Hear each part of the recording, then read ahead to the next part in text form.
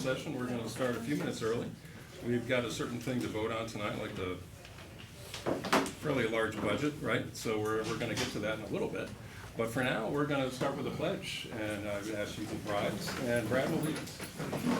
Pledge allegiance to the flag of the United States of America and to the republic for which it stands, one nation, under God, indivisible, with liberty and justice for all. Well, welcome to the filming of the next Avengers movie. It's very interesting about what I won't be able to see anything, but that's okay, because I have people to help me. And I know that we had an adjustment and an addition to the agenda, I believe. And I'd like to add a business item, so that would be, the agenda would be added as item 12.7. And that would be a supplemental personnel report dated today. So we're talking at the end, right? At the end. Yep. All right, yeah.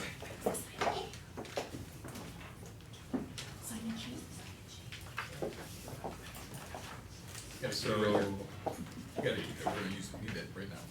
I was just gonna carry it to someone who wanted to sign it. Oh, well, we'll give it a chance, we'll make sure we oh ask. yeah, we always ask for others.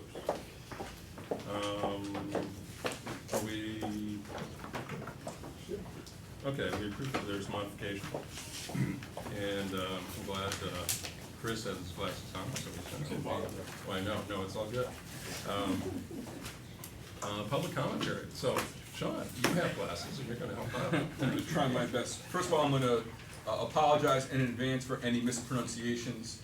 Our public comment period for the district is usually in 3-minute increments. We usually go for a half hour, and if we exceed that time, the board will take a vote, and sometimes we put the rest of the public comment period at the end of the business. I don't believe that that will be what takes place tonight, but I just want to make sure that we have some advance notice. And I already gave my first apology, and I apologize in advance, but it's Karina Lockenhoff. Yes, that's correct. Fantastic. Hi, I'm Karina Lockenhoff. I'm the parent of a 3rd grader in Northeast and a 6th grader at DeWitt. I'm here today because I'm deeply concerned about what I learned during a meeting that happened a couple of weeks ago about the community and the climate at DeWitt School. I have a 6th grader there, and I learned that there are persistent concerns with inappropriate speech and hate speech, including racist language, including use of the N-word, anti-Semitic and extreme nationalist language, including the use of white power gestures, aggressive and very graphic sexualized language, homophobic language with the term gay being used routinely in a derogatory sense. In some cases, the harassing language is not just directed at peers, but also at teachers, and it takes the form of bullying, where it's repeatedly directed at the same students, often girls and people with alternative gender orientation. Then also 6th graders, the kids are not feeling safe in hallways and restrooms. 6th graders are being harassed by 7th and 8th graders. Backpacks are taken away, the contents are put on the floor. Crowds of older students are standing in hallways blocking the path. There's vaping in the bathrooms. There are concerns about students not being able to focus on work because students have trouble focusing, because there's disruptive behavior, classmates humming to themselves, constantly moving their chairs, constant talking, verbal outbursts, and general disruptive behavior.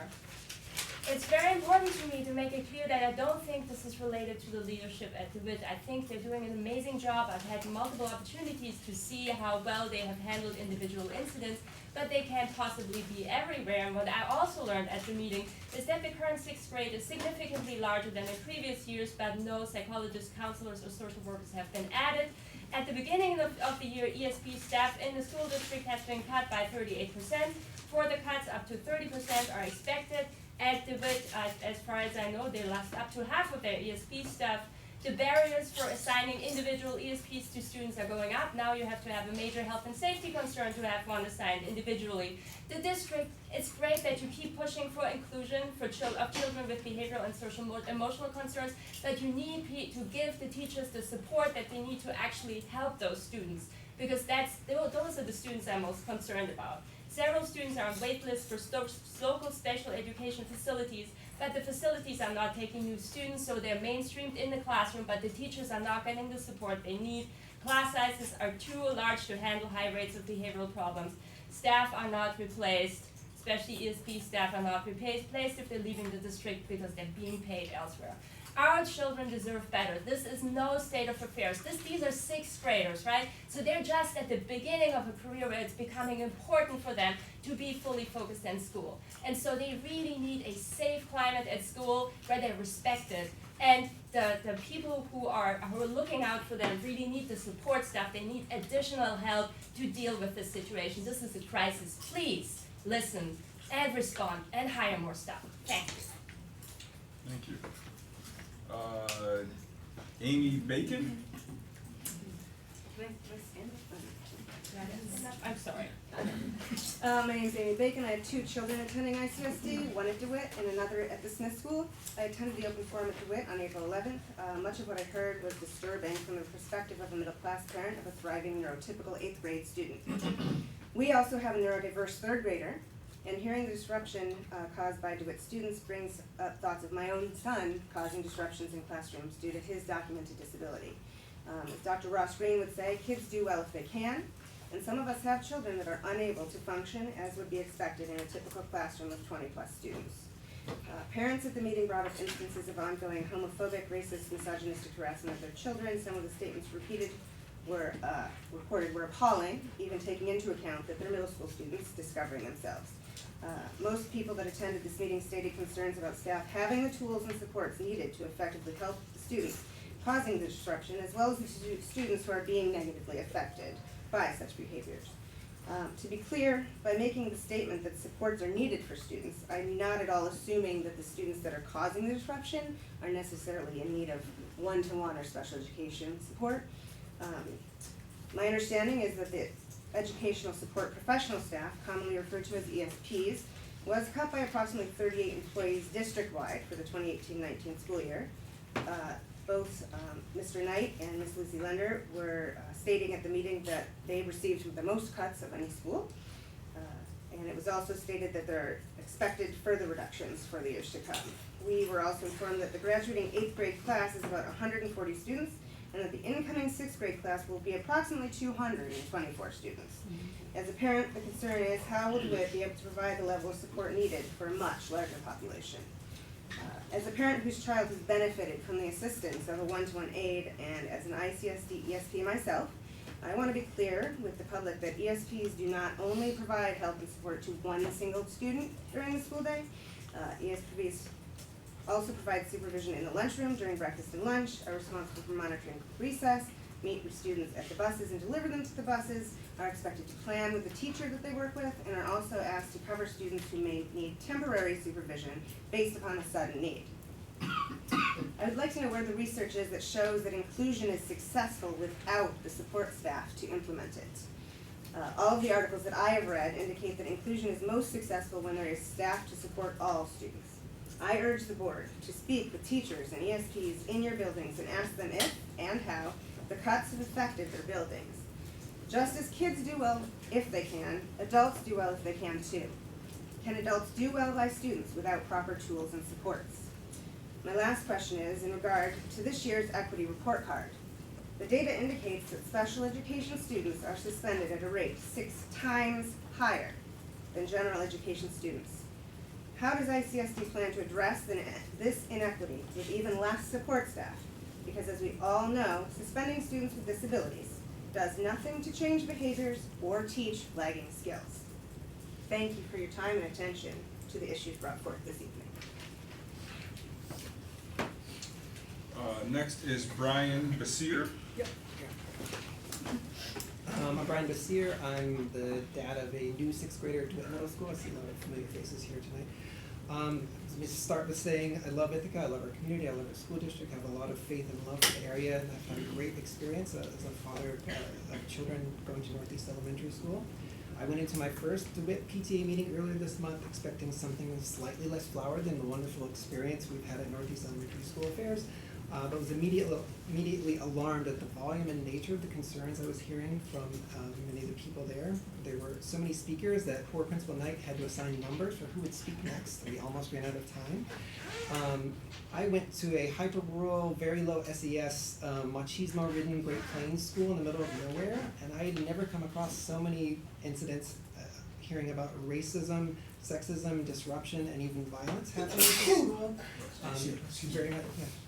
Excuse, bless you over there.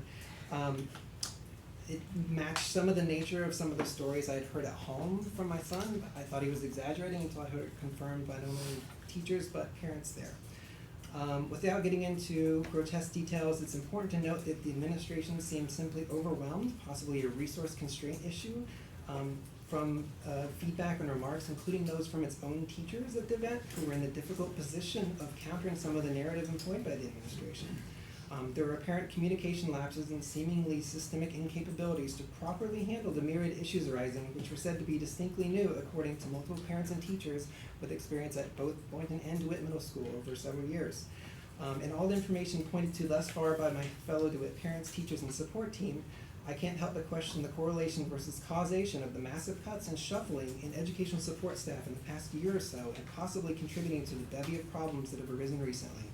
I'm okay with academic struggles, but I'm not okay with continual disruptions for those who struggle to concentrate.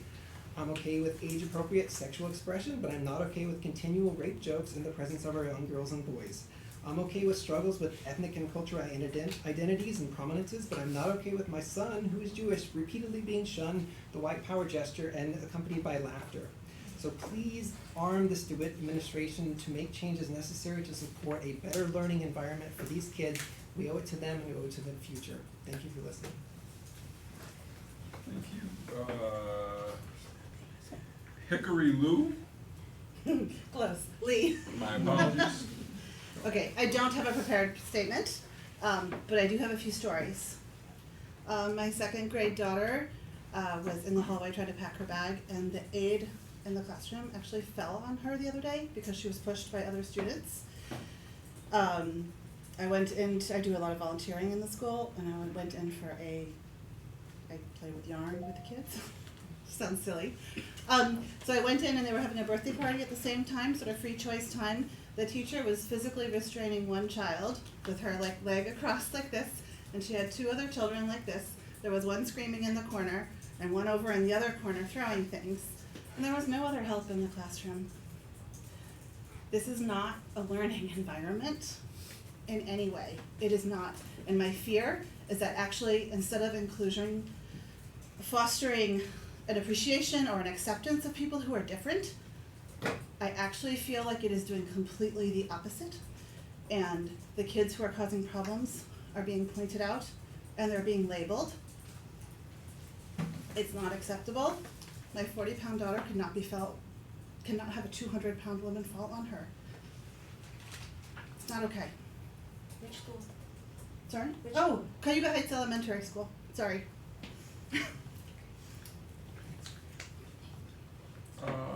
And star wrestler.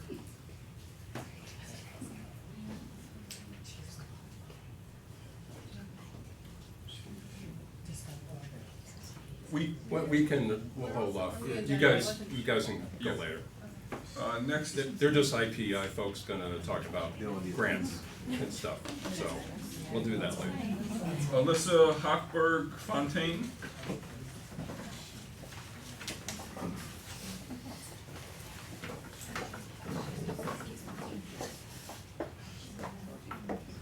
Miss the old days like index cards. Are we supposed to sit here? Wherever You you certainly like. can. All right.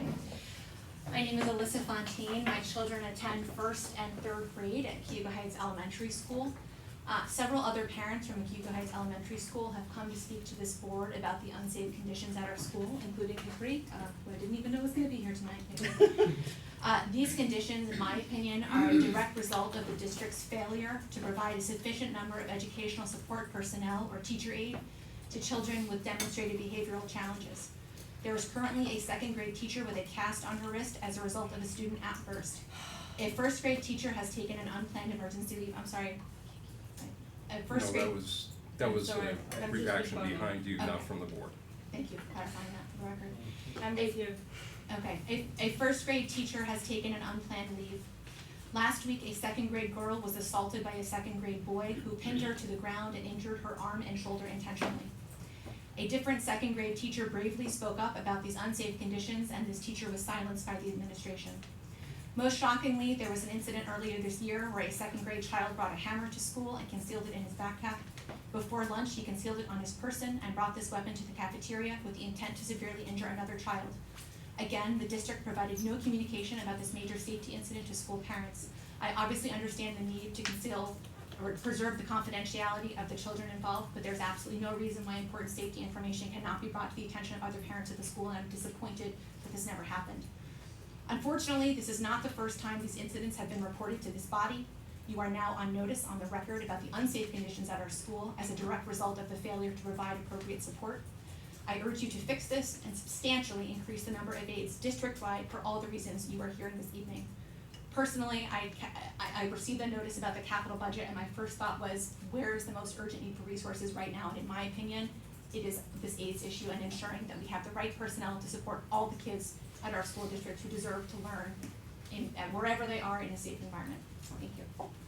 Thank you. Anyone else that wishes to speak? That is not signed up. Feel free. Hi, I'm Catherine Cohen-Philippic. I'm a parent of a kindergartner at South Hill who has adult support throughout the day to keep both her body safe and help keep safe the bodies of other kids in her classroom. We rely on support professionals to make sure that she can access the curriculum, as is her right as a child in any school district, right? So I know that there are many concerning issues with the budget, but I do really hope that we can work to be sure that all children can get the support they need, and sometimes that does mean expensive, dedicated resources, but that's the way kids can learn. And so I have heard around IEP tables several times, just in our short time, right? She's in kindergarten, just our short time in this district, a concern that providing additional adult support to children is, I've heard it called a death sentence.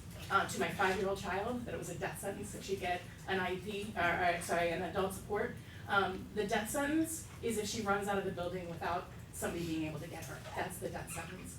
So I know that this body is deeply concerned with the children in this district. You would not be doing this kind of work and labor without that kind of dedication.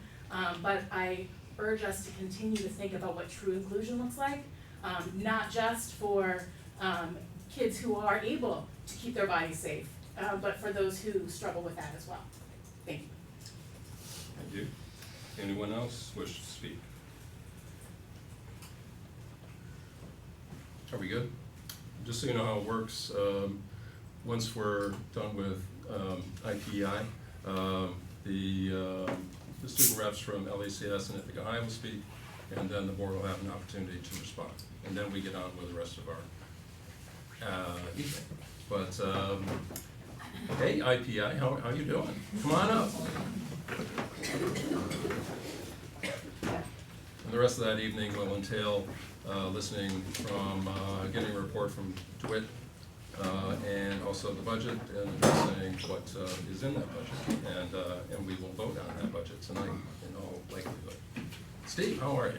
Doing well. Hi. Start. Slightly different. Hi, good evening, everyone. Well, I enjoyed listening to the parents' concerns and kind of talking about a different program here, but my name is Star Bressler. I'm the Executive Director for the Discovery Trail. I'm here with Steve Manley, the Executive Director from IPI. We collaborate with Ithaca City School District to run the program called Kids Discover the Trail, which part of it is to create a community of shared experience and learning between children so that they can, children from different neighborhoods can interact with each other and have understanding. And I think it's a very special program, and I hope that it could help with building a culture of students who can get along with each other and have a safe environment for learning. This school year, Kids Discover the Trail will serve 82% of children in Tompkins County, and so we're really proud of this program's ability to grow and create equal access to education and resources for students outside of Ithaca School District. The model of how KDT works has been very successful, and we're very grateful for Dr. Brown, who you spoke with other superintendents earlier this school year, in Dryden and Groton and Lansing and Newfield about the importance of hands-on learning for children, and our growth has been, we've been able to expand more and include students from rural school districts to have the same experience that we provide in Ithaca. Part of how this program works is that the Discovery Trail raises funds through local foundations and businesses and IPI. So this year, the Discovery Trail has contributed $59,713 from local foundations and businesses, and IPI, who is our strong supporter and collaborator, is also contributing $23,000 from individuals in the community. So for a total of $82,935 in support of hands-on learning for kids in our community. We expect that 100% participation of all 8 elementary schools in Ithaca, and that will provide a total of over 3,000 field studies for students. We also expect 100 additional classes will participate in Buddy Up trips, so that's children from different neighborhoods, like I think Cayuga Heights and BJM are paired, and they'll go on trips to either, like the first graders often will go on a special trip where they go to Gannett Falls and they learn about the geology of that area, but it's children coming from different neighborhoods. Included in your packet is a handout from last year's annual highlights, so it talks about impact of the program, the different collaborators, and feedback from teachers, the areas that we've been able to expand the program, and some quotes from teachers. And on the back it has a list of all the different donors to the program. This is last year's, and at the end of this year we'll have the impacts from this school year. Also, I want to acknowledge that Randy Beckman is a teacher liaison who is, she's a teacher, a first grade teacher at Bell Sherman, and she has one-day release where she supports this program. She's not able to be here tonight, but she is instrumental for the program's success, and she had a short story about a trip that she went to the Johnson Museum of Art, and this is for pre-K students that learn about sculpture and art and how to move their bodies to represent different sculptures. It's evolving each year, but she said that it was truly amazing. At the end, we spoke with a parent who said something like, it was an amazing day. The children learned about the museum for a week in school. We had conversations about it at dinner, and I got to go to the museum and I want to come back with my family. She said that it was wonderful to witness the joy and enthusiasm and know that we are reaching our goals of involving families and kids in the program. So the last thing I wanted to add is that I think I've shared with the board that I will be leaving my position at the end of May, and it's been phenomenal to serve this organization for 4 years. And I'm really happy with my successor. Will be sharing the announcement of who that is, and I feel really confident about the new director and that the program will only continue to grow. So thank you so much for your support of KDT. On behalf of IPEI, I take every opportunity I can to embarrass Star and to thank her for an incredible tenure as the executive director of the Discovery Trail, to literally blaze the trail of this position and to set high expectations and reach them.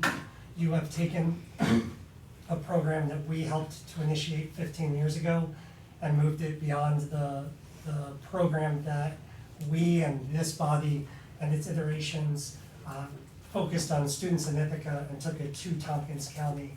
And I know that the goal is 100% participation, and it can be reached. I think KDT and KDT Ithaca are among the best examples of our goal to connect classrooms to our community, and you have been critical in that, so thank you for all that you have done. I also want to send out a few thanks to all the people who make this possible. I want to thank Mary Granger in a special way for leading KDT Ithaca's social media. She is present, ever present at all and so many of our trips, and there to tell the stories in words and in photos of our students' experiences and help keep that story up to date. I obviously want to thank Randy Beckman and this district for creating space, a collaborative space, freeing a staff member to help coordinate a district-wide program on our students' behalf. I want to thank all the educators at the site. I want to thank Monica Twinard and the board of IPEI who worked to tell the story of KDT Ithaca and raise funds in support of that program. And lastly, the KDT Advisory Committee that represents the district as well as all of the supporting and collaborating organizations coming together. Mary Granger is a member of this committee, along with Jennifer Engel, former IPEI president and local business owner, Sunshine Miller of TSD BOCES in Richmond, Maya Thompson, a parent, an author, an educator at the Laverbeau, and Marshall McCormick, a former IPEI board member and a local parent. So thank you, STAR, for all the work you've done in growing this program. Thank you to this body for your support in helping us connect our classrooms across the district with the unique and amazing opportunities here in Tompkins County. Thank you. Thank you. Thank you again.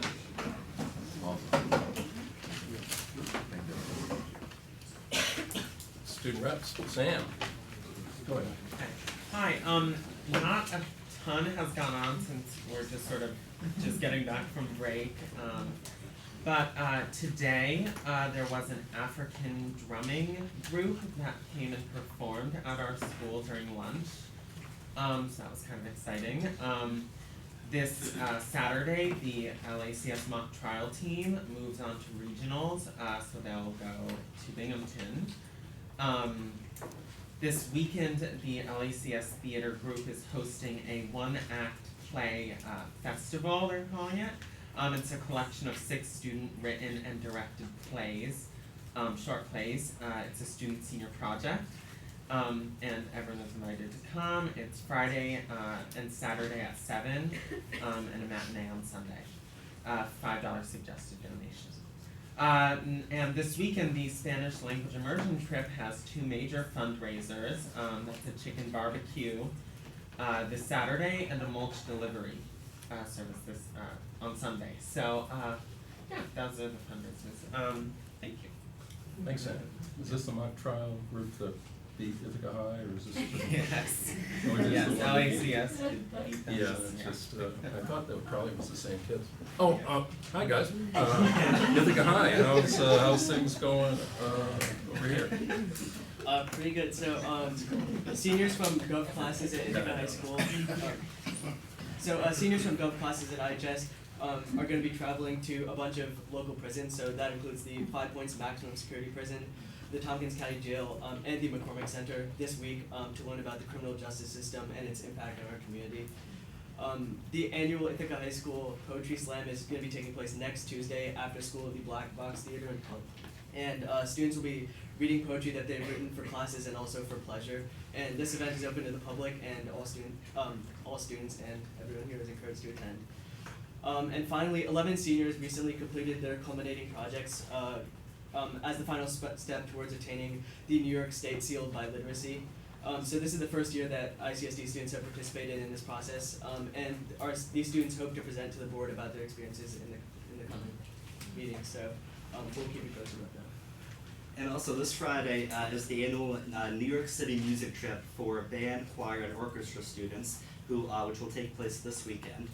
Students are leaving Friday morning for New York City, and we should arrive back to the high school late Saturday afternoon. The trip will include a Broadway show along with planned meals.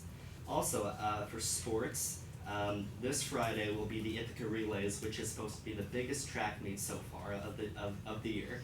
And also, boys tennis is competing against Binghamton today, actually, and they are undefeated in their season so far. The girls lacrosse team also took a trip to Baltimore and Washington D.C. Baltimore and Washington D.C. To play Academy of Holy Cross in Maryland, as well as for team bonding. They won that game and now have a record of a 7-1 while continuing to dominate the SATC. So as for clubs, 24 students traveled to Morocco over spring break to participate in a cultural exchange program with Moroccan students. And so Haley, who unfortunately is not here today, and I both attended, and it was an extremely amazing experience, and it was really enlightening to become immersed in a culture that was so different from ours. And we'll most likely be presenting at the board meeting sometime in the next few weeks. And the IHS Brain team will be sending a team to the History Bowl Nationals in Virginia this weekend, and they will enter as the 11th ranked team in the field. And IHS's school newspaper, The Tatler, will be selecting its new board members this week. It's the #1 brain team in New York State, correct? 11th nationally, isn't that what I heard? Yeah, nationally, yeah. Right, just pointing that out. If I may, so Please.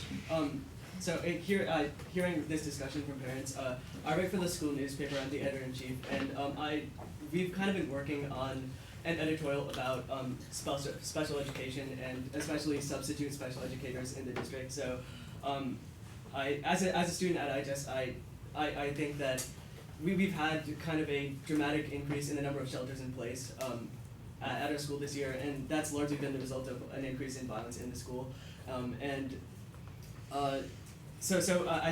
From the school newspaper perspective, we were just looking into that, and so one number that I found kind of striking was, there are obviously a number of openings for special educators, especially substitute special educators in the district, so one job that I found was the annual pay added up to just over $23,000, and I think for the really important work that they're doing, I think that as students we find that really unfair, and I know that the state average is not much higher, but I think that we can do better, and that our schools would be a lot safer, and that students would be able to learn a lot better if this was resolved in the upcoming budget. So that's something I wanted to say.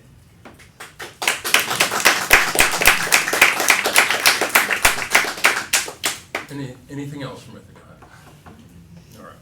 So, no, thanks, guys. And board responses at this time to anything that has been heard tonight. Brad? Yeah, thanks to everybody for coming. We appreciate hearing your comments. Hopefully you're working with your PTAs, you're working with your building leadership on these issues. Well, you should be. That's where you need to be working on some of these issues. Especially when you're talking about the climate within a particular building, you need to be working with them. As to the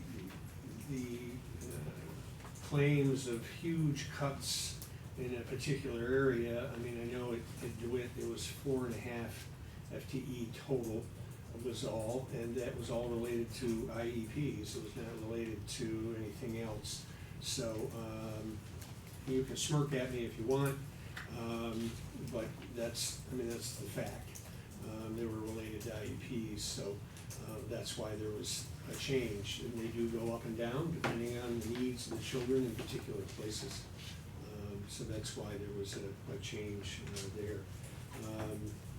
I've heard some comments about the budget. We'll be talking about the budget a little later. I mean, we'll be increasing the taxes at the tax levy to the maximum amount of the state tax cap. To those who would like to see more in the way of resources, in total resources, you need to be speaking to your state legislators, not us. We're under a cap, and we'll stay within that cap. If you think those resources are insufficient, state aid could be increased. It was increased a modest amount this year. Ours went up a little more than 2%. That was all that it went up. So, and we can't change that. That's at the state level. And we obviously advocate for more with our state legislators, but that's what's coming our way. And for the tax levy, what you pay locally, that'll be going up at the rate of the tax cap. So from the point of view of the maximum, we're at as much as we can tax folks and do. So that's where we are. Happy to have you come to finance committee meetings in the future. We discuss these things all year round. So happy to have you join us at those. Other comments? Pat, go ahead. I would also like to thank all of the parents who came out tonight and the students who are concerned about issues.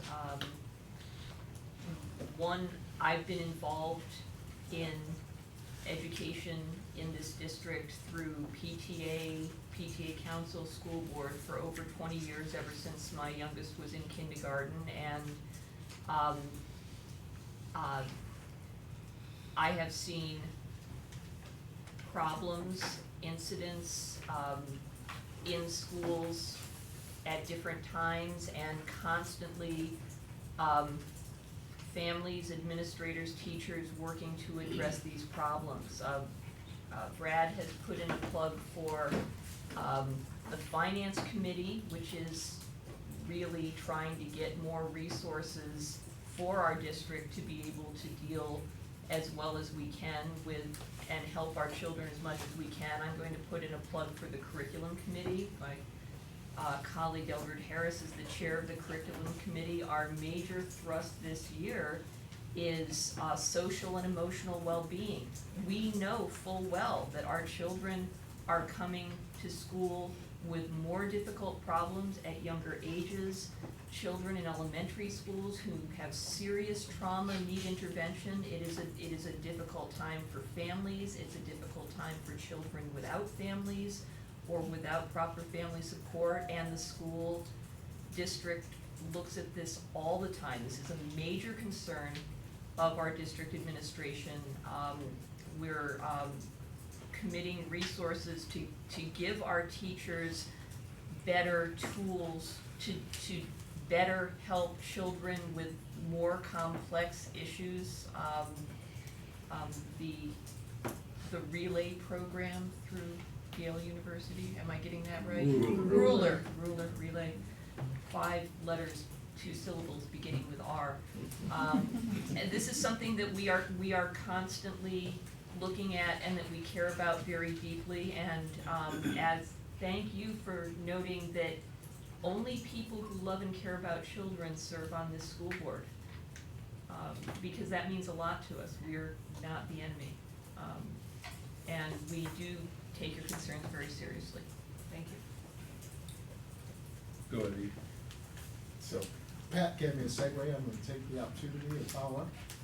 So, Brian, Amy, Ms. Lee, we've had communication either recently or in the past. Was it Corey? Corinne? Young lady in the back who spoke so eloquently. What is your name? Alyssa? And the mom? Catherine. Catherine. All right, I want to make sure I address you all personally as well. Thank you. I know this isn't easy for you to come out and spend your time communicating these challenging issues. I was in that seat where you were at, as Pat said, some time ago advocating for a different set of issues. And graduation rates here were less than 50% of people with my ethnic background. So I've been there before. I have to thank you for bringing this to our attention. Just so you know, in my role as chair of curriculum, and Maura, who's not here, another colleague, we actually attended a session in Long Island that was sponsored by the state. I found out the best professionals in mental health in education 2 years ago now? No, it's just last year. Last year, who gave us all a primer that the issues that you're bringing up were coming down the pipe, and they were coming very fast. And we better figure out a way to get in front of them.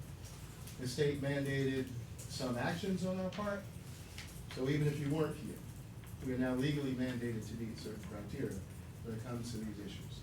Years ago, New York State passed another law called the Dignity for All Students Act, and mandated that we get ahead of the bullying, that we get ahead of the anti-Semitism happening, and we do our work. For years, I want to say thank you for IPEI. The work that they would do with Discover the Trail really seemed to be putting a plug in this issue for years, which is why we saw the decrease in intramural violence in the high school.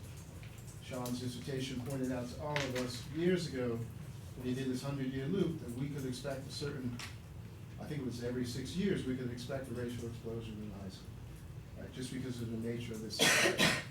I'd like to say we've expanded that as a group to 12 years, but now the dam is beginning to burst, right? So in our role, and Pat and I on the curriculum committee have done what we call instructional rounds. And we've gone around to different schools to see what Dr. Brown and the school leadership are doing that is new to stem this current tide that we're seeing. And I have to tell you, what I've seen is astounding, right? We're beginning to go beyond this concept that ESPs in the classroom are the answer because they can serve to, in effect, let's be honest, police our children, right? What we're introducing now is social emotional learning that's taking different forms. What I want to tell you that is the most important and the most exciting thing about that is we are teaching our children to advocate for themselves and to be able to understand where along an emotional spectrum they are at any moment. And then to communicate that with the adults in the classroom. That is an extremely powerful tool, and I invite any of you to come with us to see how it operates. Right? A child can hold up a red flag and say, I'm about to explode. Hold up a yellow flag and say, I'm almost there. Hold up a green flag and say, I'm ready to learn. And there are tools within the classroom to help that child, physical tools, help that child come out of that particular situation and move back into a space where they can effectively learn. Not every school uses the same one. The one I'm talking about has a particular name, but moving up to middle school, we know that's a little different. Stakes are higher. That's exactly where kids come into a space to be able to explore these identities and begin to crash into each other. I'm not surprised at what you're saying that you're hearing your children and other children saying at middle school.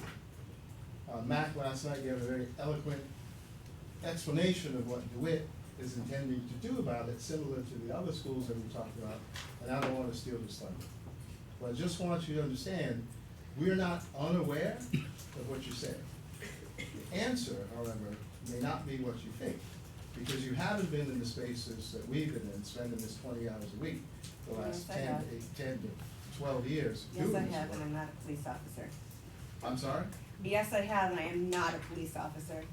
That's highly offensive to me as an ESP, for you to call me a police officer, that I'm policing my child. I'm sorry, but that is not what I do.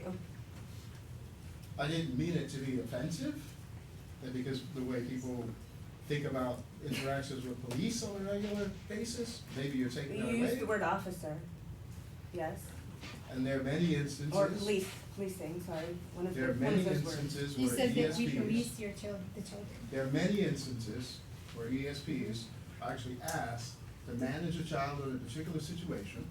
Oftentimes that involves either a restraint or removing that child into the hallway, which in effect creates what at that moment? A special education situation right there in real time. And if not outside the classroom, inside the classroom. We want to move away from either. We want kids to be able to participate. We want kids to be able to inform their own emotional states so adults can understand where they're at any given moment. So if I offended you with the term police, now I'm clarifying what I mean, right?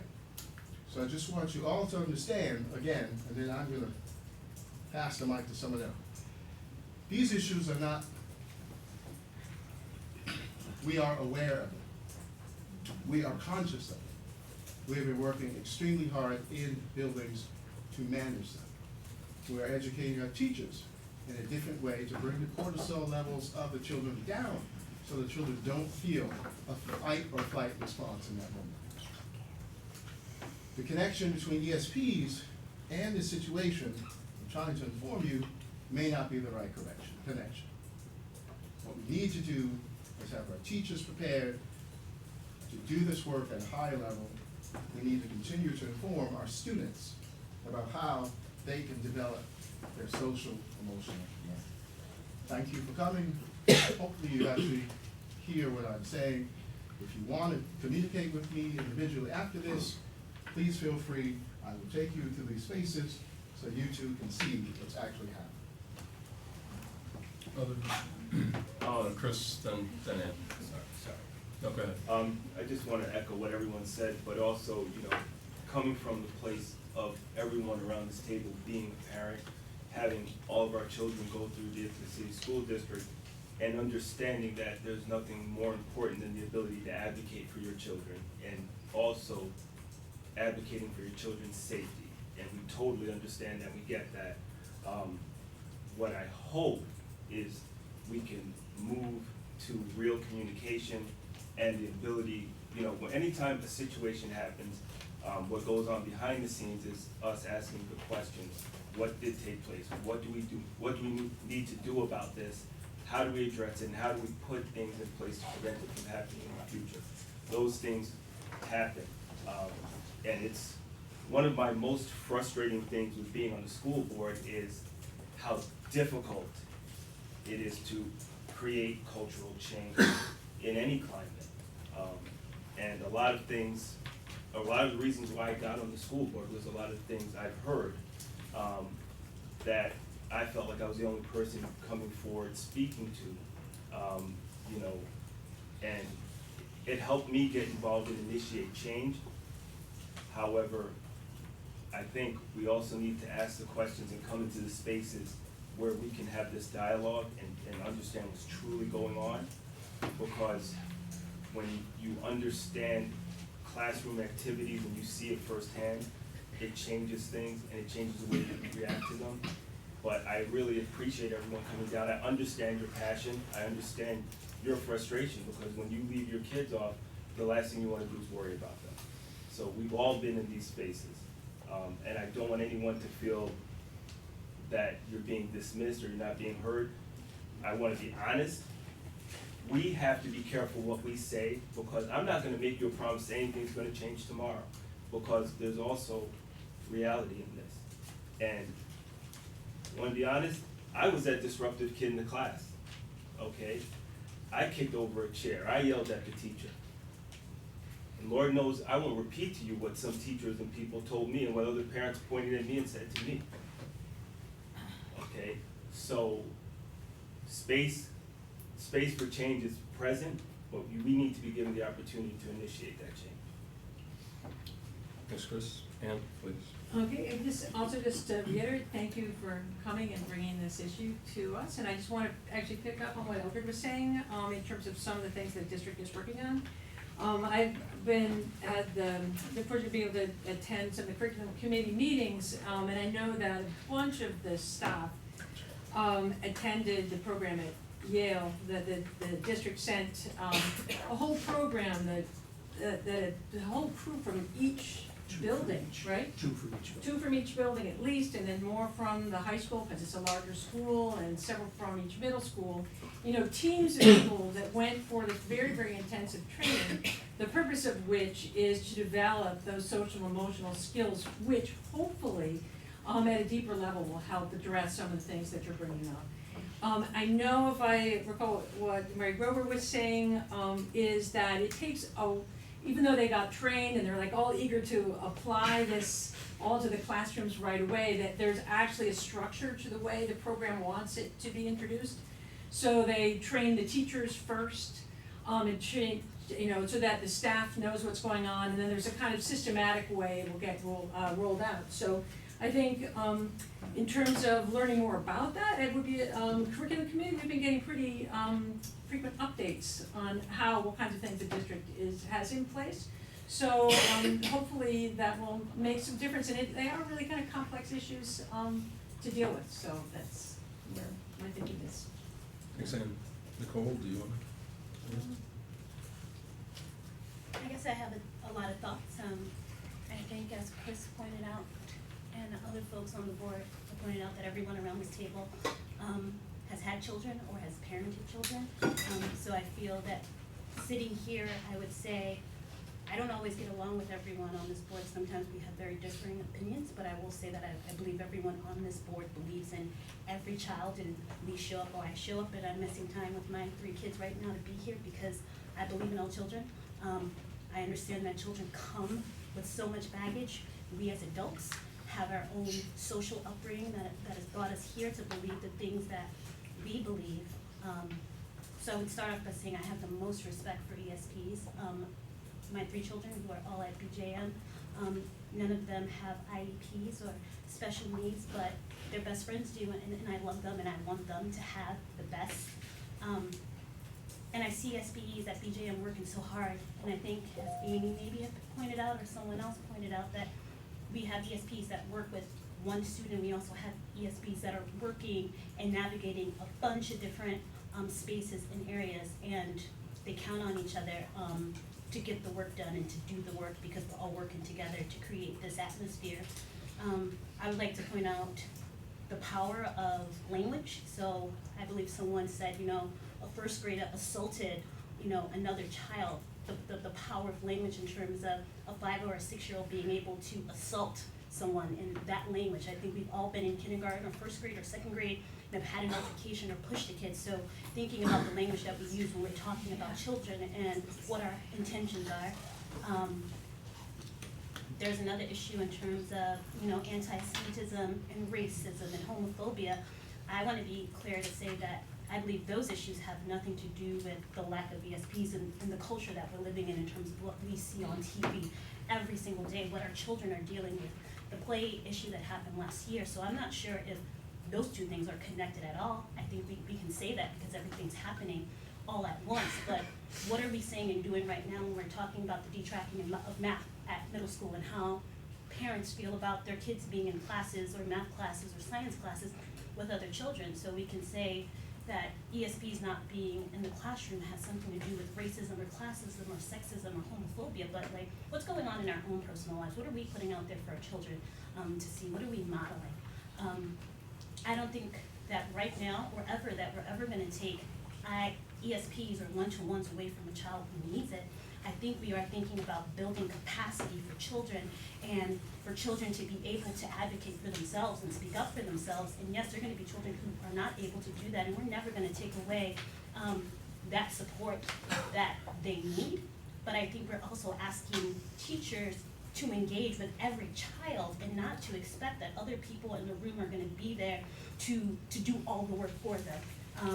And that's not to say that teachers aren't engaging with every child, but if someone has something to say, please clarify with me in terms of if I offended you. What I'm saying is, my child, for example, he's in pre-K, he's in a mixed needs classroom. There may be 5 adults in that room, 4 to 5 adults that are in that room. So I think when we're talking about building capacity, we're saying that we need a teacher to be able to come into that classroom and have maybe one person that's out sick, and for them to still feel like they can engage with every child. That one adult missing from this room doesn't necessarily mean that they can't do their job. I'm not saying that this one person that's missing isn't needed, that they're not connecting, but for them to still feel empowered as an adult to be able to know the needs of all their children in the room.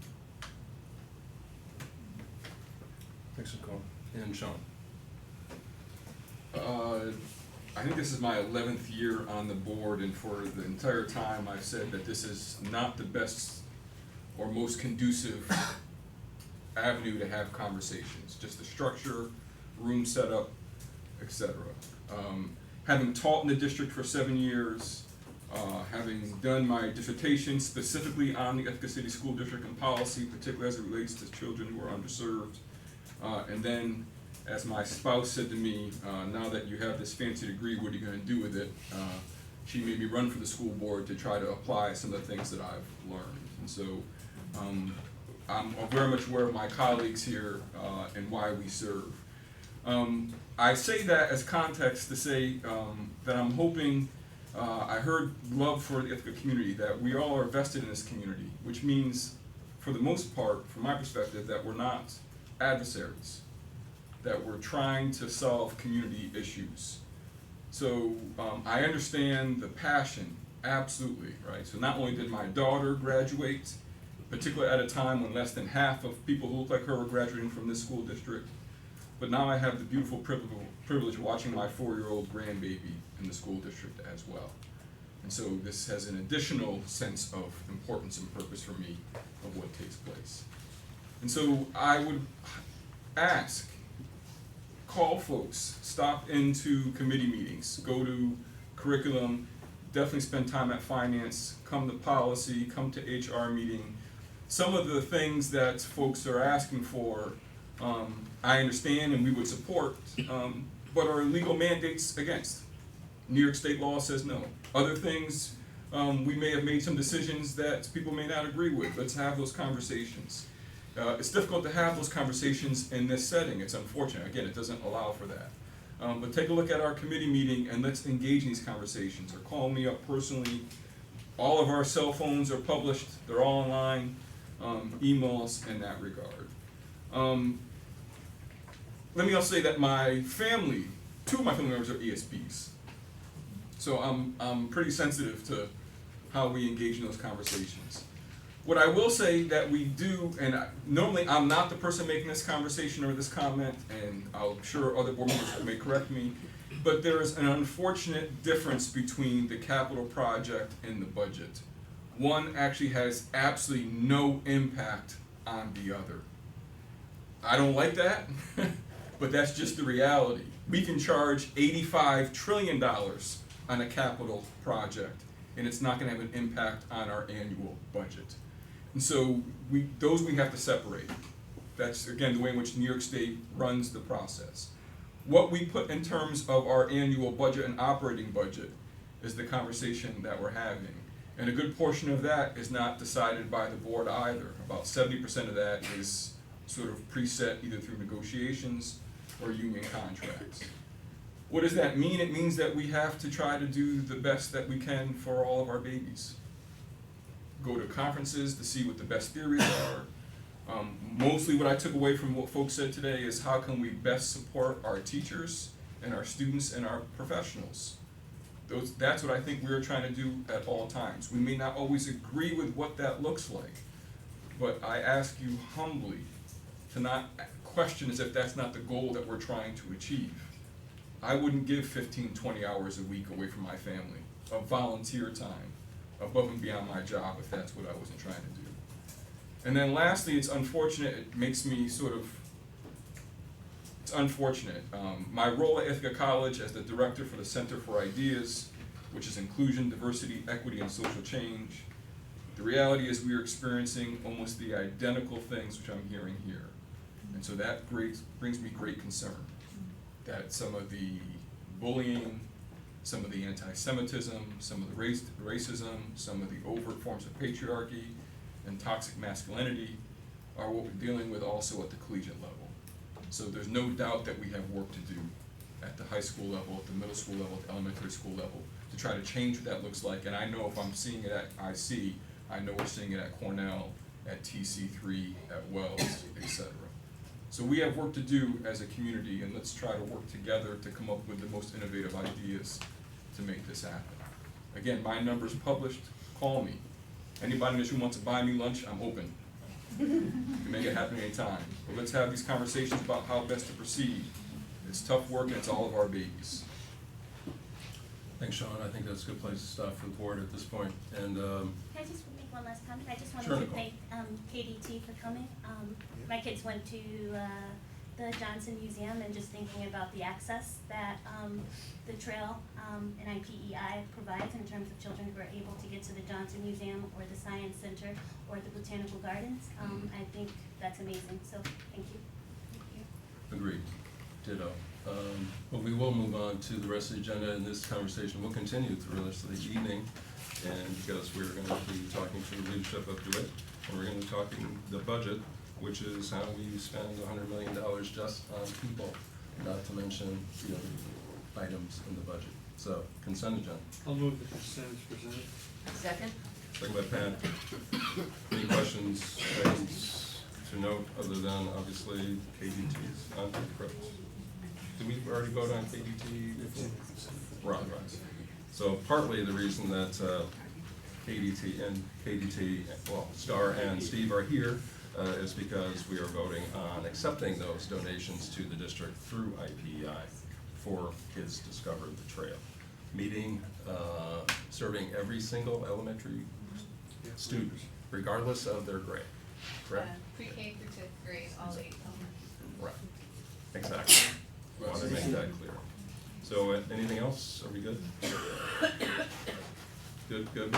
We are 8 tonight. We have 1 absentee. So we are 8-9. All in favor? That's everyone. And so on to Dr. Brown. But hang on. Are we going to, hang on, Dr. Brown. We're doing, are we doing work session reports quickly? Committee reports first. Work session reports. Okay. And as always, go ahead. Legislative advocacy, we are continuing to meet. We met today. Our main issue continues to be working on legislation that would enable the Ithaca City School District to establish a health insurance reserve. It requires legislation from the state. Last week we voted to hire Ray Meyer of BS&K to help us with this task. So we are looking forward to hearing how it's going for a very short period of time because the session in Albany ends in mid-June. So we'll know by then, and hopefully it'll all work out. Thanks, Andy. Go ahead, Brian. Oh, no, it's, facilities, yeah. one more. Yeah, there you go, Brian. So facilities is, as you know, we've got a bond project coming up for vote on May 21st. Reiterate Rob's comments. Capital dollars and operating dollars aren't the same. I can't decide to borrow 20 million less and hire 15 more people. I understand it's a comment. Yeah, I understand, but that isn't how it works. I got that. Okay. But it's a comment on how resources are allocated generally. I would agree with you on that, but, we have to live within the state's rules, so that's where we are. So that you can't switch them one to the other. I get So that. we're looking at $120 million, spread over 10 years. It won't all be borrowed at once. The objective is to remain tax neutral. That which you're paying now for capital is what you'll be paying for capital going forward, not more, not less, staying where we are. Phase 1 of that will include quite a bit having to do with security and safety in the buildings and on the grounds. And as we move into phase 2 and phase 3, you'll see more classrooms and other improvements for the teaching and learning environment. So that'll be on the ballot. I believe that's Proposition 3 on May 21st.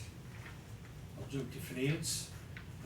Obviously, we've been discussing the budget. You're going to have a chance to look at it tonight. Hopefully, the board will be adopting the budget this evening. At our last meeting, we had an in-depth look at special education. We take a look at all the different areas of the school during the course of the year. It's an ongoing budget building process. So we look at a different area, whether it's transportation or special ed or classroom, elementary classrooms, whatever, different months of the year. So we look at the different needs there over the course of the year, so that we're not trying to jam it all into a month before the budget. We do it over the course of the year. That's why I say I invite you to the committee meetings. We do publish in advance what the particular topic is that night. So if you're not interested in that particular topic, come the next one to it. But happy to have you join us, and hopefully we'll have a good discussion tonight and adopt the budget. Thanks, Brad. HR, Moira is not here. I can speak to it. Thanks, Chris. So we recently wrapped up our tenure review where each building leader presented their teachers up for tenure review this year, and also did a look back on anyone who's coming closer, so we have an understanding of who's who within the school district. Sorry? Go ahead, Chris. We've moved on to the recruitment and retention review and our practices, streamlining that, really consolidating. We had some redundancies. We've been going through that line by line, and then focused on hiring for the 2019-2020 year. Thanks, Chris. E, do you have anything to add to curriculum? Just want to reiterate something that Ann mentioned. So when I talked about us going to the conference in New York, we're going as governors, we're going as volunteers, so we can understand what our administration is attempting to do. After hearing the critical nature of that conversation, of course, we were on board with putting the resources behind the effort, right? So when you hear that we sent a bunch of people to this ruler conference, that's an extraordinary event. I mean, I'm sure the people in the room who attended, Mayor Grover and others, could speak to it. But Yale University is actually taking a global approach. Like, we understand that the locks are popping off things that we thought were dead a long time ago. Because we have global leaders now who seem to be a little more bent towards fascism and anti-democratic activities, right? So to think that this is unique to a single middle school in New York, okay, we can have that conversation in this room, we're talking about our children, but let's be real. Right? So we were glad to support this effort, major institutions doing global research on how we can combat this as adults in our K-12 systems. We actually have a little advantage in that regard over Sean's sprawling Ithaca College campus, because the nature of the students there are more independent, they don't have the same controls, and they don't answer to it. Teachers and administrators and parents the same way our kids do. So, as everyone has said around the table, take this walk with us. We actually can't be adversarial through this process. We can't lose parents in this. We need you. Your kids need you. Thanks, Steve. And thank you all for your comments. And Dr. Brown. Thank you for the opportunity, There you Mr. Ainsley. A few announcements and some thoughts. First, I don't think it was mentioned, the Unified Sports Team kicks off this season on May 2nd at this gym, and I'm hoping we'll pack the gym for that amazing display of basketball talent and skill. A special thank you to IPEI and a name that's been mentioned 3 times who's done a lot of work behind the scenes, Mary Granger. We were able to launch the Aspiring Educators Program and Award over the last couple of weeks, and so many folks have already been so important to help frame that initiative and launch it. We are looking to identify and cultivate exceptional talent in our school district, folks who want to become teachers and educational leaders. We're going to be identifying those young people, and we're going to be mentoring them, providing them opportunities to learn about this profession, come to board meetings, late nights like this, and learn what all goes into this, with hopes that they're going to come back and work in our school district as a teacher and then future educational leader. And we're going to be paying special attention and recruiting young people of color and underrepresented backgrounds. So we're excited about that. You can go to the IPI website. You can donate. You can be a part of the conversation as we look to grow this program into something very, very special. And I was going to stop here, and I'm going to save much of it for Mac Knight because he's going to have much to share. But as my phone is blowing up here and it keeps saying Mom is calling, I'll be remiss if I don't respond to some things. Because the most important person in my life is an ESP. And I think I need to clarify some things because I wouldn't be able to go home if I was a part of cutting an ESP. So I want to reframe the conversation. We have not cut our special education supports or staffing. We have allocated our resources, particularly when it comes to special education ESPs, according to the IEPs. In this school district, we have far exceeded what has been called for in IEPs. That is just a fact. I say we are more closely aligned with where we are at IEPs, but we still are overstaffed when it comes to what's called for on IEPs. That's just a fact. Folks can agree with me or disagree, and we can talk about the data. I can share with you the numbers. One particular school that was mentioned tonight, yes, there were some reductions to the special education ESPs based on what was called for in the IEPs, but still overstaffed. But still some reductions were called for. We made those adjustments. But at the same time, we increased FTE for program support ESPs in that building to, quite frankly, you're going to be talking about it later, for the Reflect and Restore room. Across the district, that's been the trend. We've increased for some particular ESPs, and when the IEPs call for it, we've reallocated staffing. In a school district where our expenditures are far outpacing our revenue, you're looking to me and this board to make tough decisions on how we allocate staffing. As our budget is increasing sometimes 2%, 3%, and we have staff who are asking for 5% and 6% and 7% increases. We're having to reallocate our staffing to meet the needs of our young people. But in never have we called it a cut. because we continue to meet the needs of our young people as best we can. Now, we want to have more conversations about how to increase foundation aid, how to reallocate resources, and so forth, but it's not going to be called a cut. It's going to be called a reallocation of resources.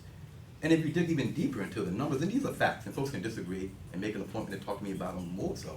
If we talk about FT staffing for special education staffing, because I've heard that too the last couple of days, that we've reduced the support for special education via teacher.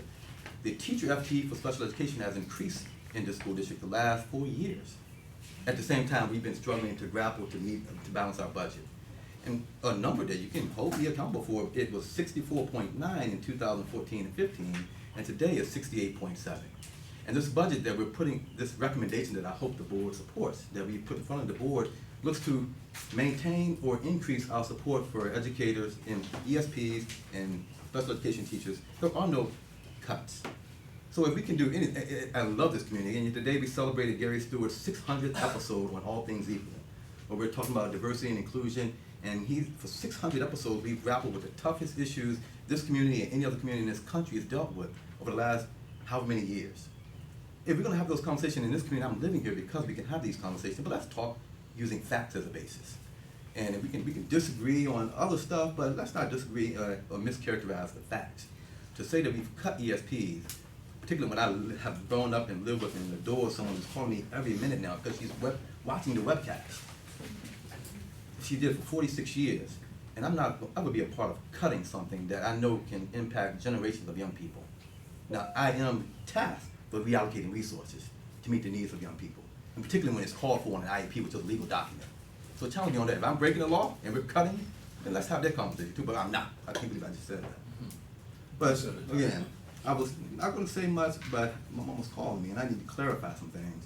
And then I'm going to defer to Mac Knight, who's going to talk about what, and if folks remember, we've been following our board meetings for every issue, not just the ones that are affecting you and your own household. But I said for the last 7 years, I've said the most important issues facing public education are the lack of teacher leadership and administrative leadership, because we have a crisis on our hands, and the data reveals that, and the social emotional health of our young people and adults. And we as a community, as an organization, are working to address both of the needs in many ways, and I welcome you to partner with us to address them, because it's going to impact our community, other communities, and quite frankly, public education as we go forward. Thank you for the opportunity. Thanks, Dr. Brown. And we will get to it shortly. I do have international field trips on my agenda. LACS, are we? LACS? Yeah. Should we go first? Well, no, there's two. Yeah. So please, clock's ticking. Ecuador? Ecuador's first. Ecuador first. Thank you. They called y'all.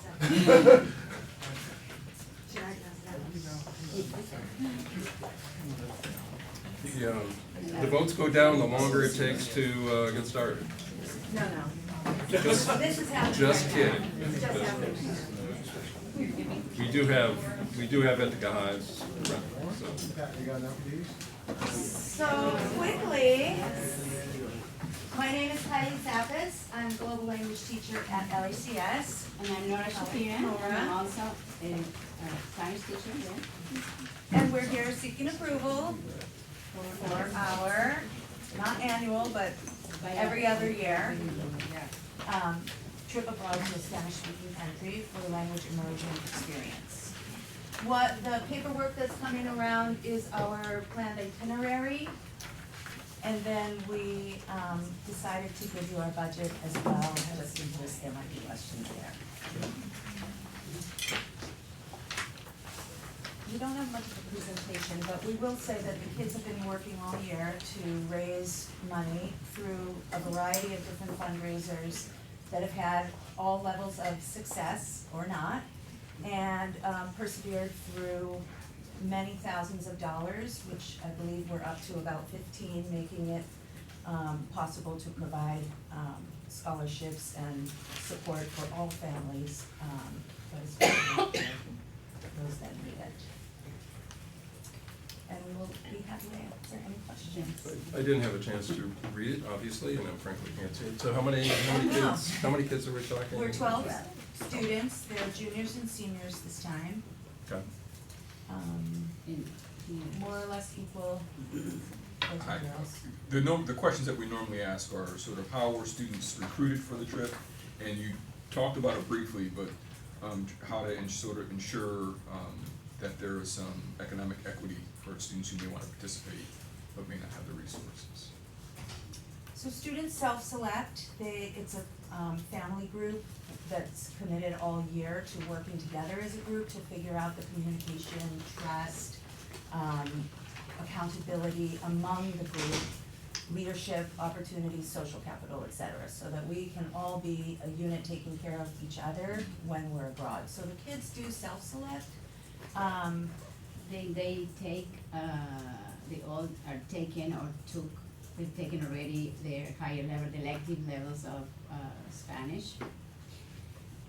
Because the curriculum is basically for, besides going there and they're going to have homestays and they're going to visit places, they are going to have 4 days of 4 hours each of one-on-one classes with someone from Ecuador, and to truly let that, all these years of taking the classes, to just let it go and finally be empowered to speak the language to a native speaker.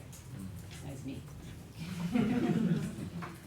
And so these fundraising opportunities, we kick off from the get-go. Kids sign up knowing that they're gonna earn the trip for the most part, and people participate at whatever level they can as individuals. So what they can bring to the table, we as a group welcome and support. Yeah, and we'll say that not only is just the students, they develop friendships, they develop leaderships, because every opportunity is a leadership opportunity. And we also include the families who have several meetings.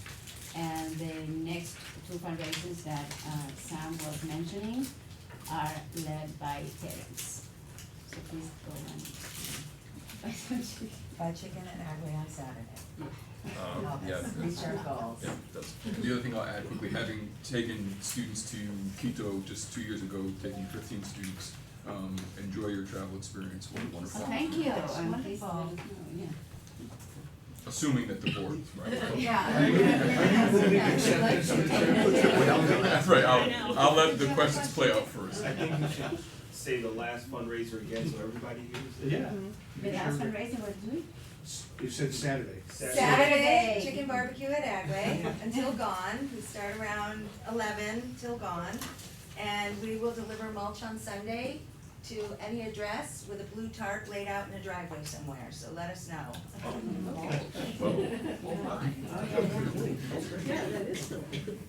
Sam, have you gone on this trip? Well, so I'm on it this year. Oh, man, way to all put right, pressure okay, on all right, us. okay. Hopefully. Okay. As Kids have worked hard. I know.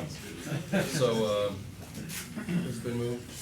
I'll move acceptance of the international field trip to Ecuador. For Sam. Okay. Second by Eldred. Any other questions, comments? All in favor? That's certainly everyone. Thank you. Thank you. Have a great trip. We'll see you on Saturday for chicken. I know. Thank you, excellent.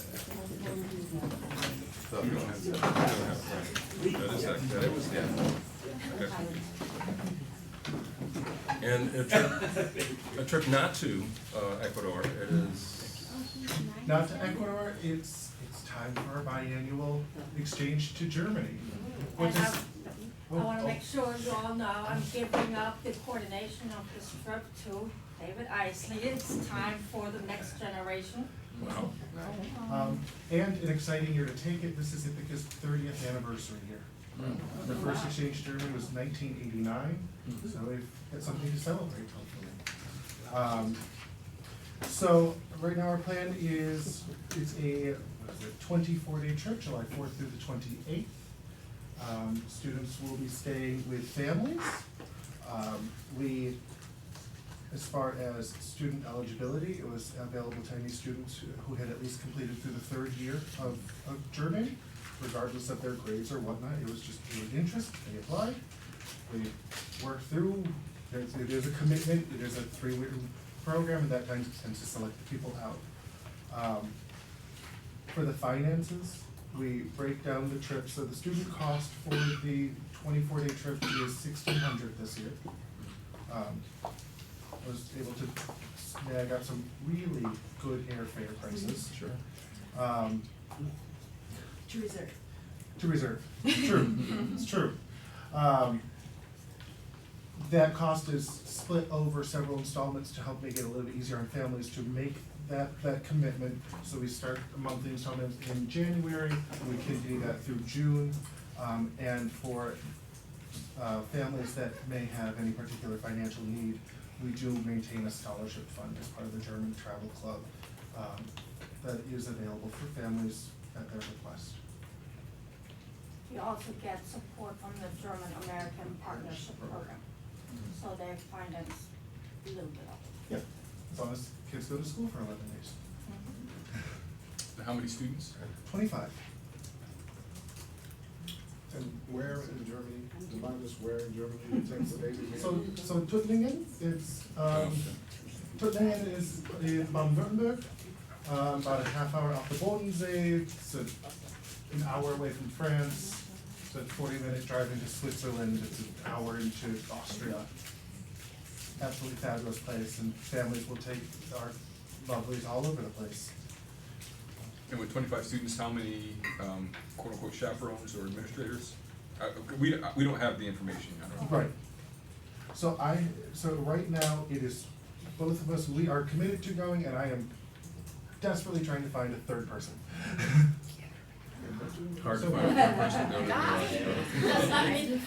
Clarify, there's not a vacation for chaperones. Yes. In case you were thinking, ooh, sounds like an awesome time. Yeah, It's the an 28 awesome days, responsibility. the 28 It's days what- of unpaid work does Yeah, make it exactly. a little hard to sell. Go ahead, Ethan. All right, so this is we all take these moments to concede. No. To concede that we need to grow, right? That's why we're so resistant against that term cultural, what's the right word? Cultural competence, right? As if you're ever truly competent. So the last time this group came to present, I stuck my foot so far down my mouth that, I had to be forgiven by the people at the table. We were questioning why they would take a group to see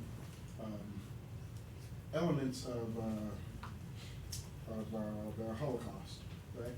When they could simply, and I made the comment, they could simply go down south. They wanted to see the Holocaust, they could start with their own Holocaust in this country, with indigenous people and African Americans in the south. And that would have been fine. But I went further and made the unfortunate comment that they could not possibly understand what this discrimination was like. Overstepped my bounds, not appreciating, I didn't know the backgrounds of the people sitting at the table. Right, so once I was informed, I felt appropriately chagrined, and I would like to apologize for that comment, and just to encourage all of us that, not only do we need to have these moments of growth, we actually need to speak to them.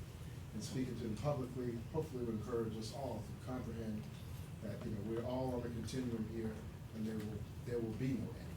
So, thank you for the courage. I don't know whether to say congratulations or condolences this time.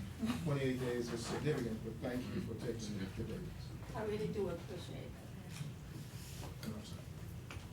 So we're looking for approval tonight, contingent upon your finding a third adult, is that where we are? That would be ideal, so I can Okay, pay that's what people. that's what I just wanted to make sure I knew where we were, so I'll move acceptance contingent upon the third adult to be approved by the superintendent. I will second that.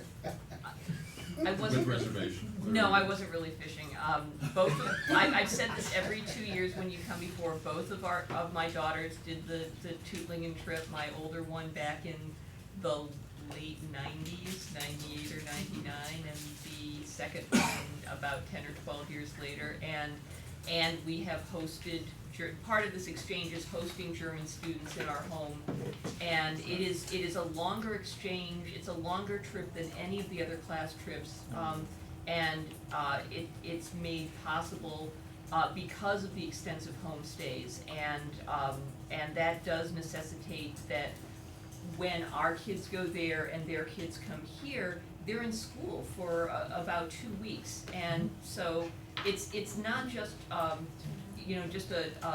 we are going to see the main sites and see some of the culture. It really is immersion in day-to-day life, and hardworking teachers in these school districts have kept this going for 30 years, and I think that also speaks to the quality of the kids involved. I know sometimes it can be challenging, but great kids on both sides.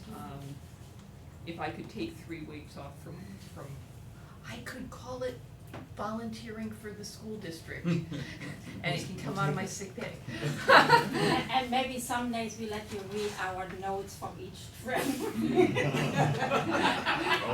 I speak no German, I wouldn't be very useful. All the fun things.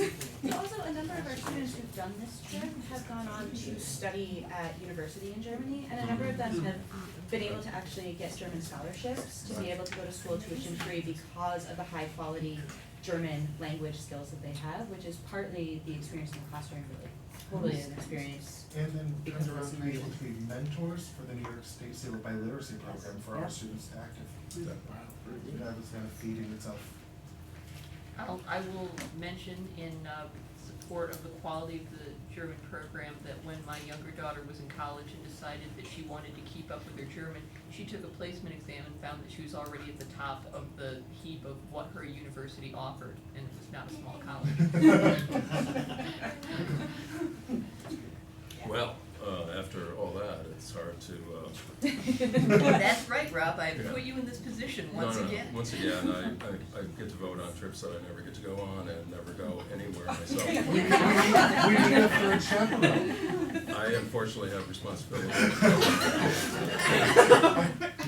I wear a jacket and tie for a reason, so anyway.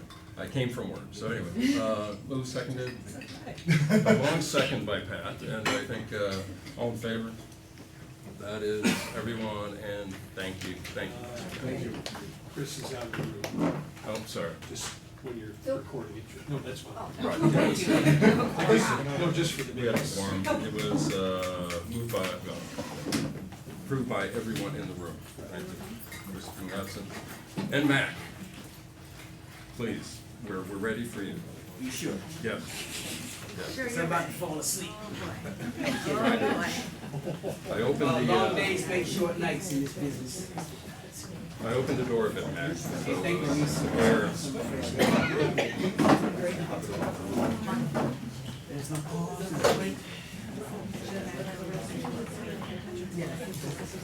No 7-inning stretch, anything like that? Just keep rolling, 7-inning stretch? keep rolling along, Mac. Okay, thank you, board and Dr. Brown, superintendent, for having, the administration of DeWitt Middle School to share some updates that's going on in our building with you. I like to say, come on the highlights, I had no idea that some of the conversations tonight would have been about us and some of the climate there, but hopefully we can dispel some of it, but that's not our purpose of being here. Also want to echo what Dr. Evans Bradwell said about appropriate pace for conversation. So the parents who have spoken tonight, some of them was in attendance to an April 11th forum that we conducted at DeWitt Middle School, just to hear and get some feedback from their concerns. And some of them spoke here again tonight, and I would agree with you, with him, that having an appropriate forum is also good to have our parents to hear the concerns. Even though we have open door policies and they can come in anytime unannounced or unscheduled to talk to us about concerns anytime that they arise. Sometimes it's always good just to have a collective group of conversations so people can engage and just really talk about what the community is experiencing. And dispel some perspectives and dispel some rumors, as well as get some suggestions in terms of how to move things forward.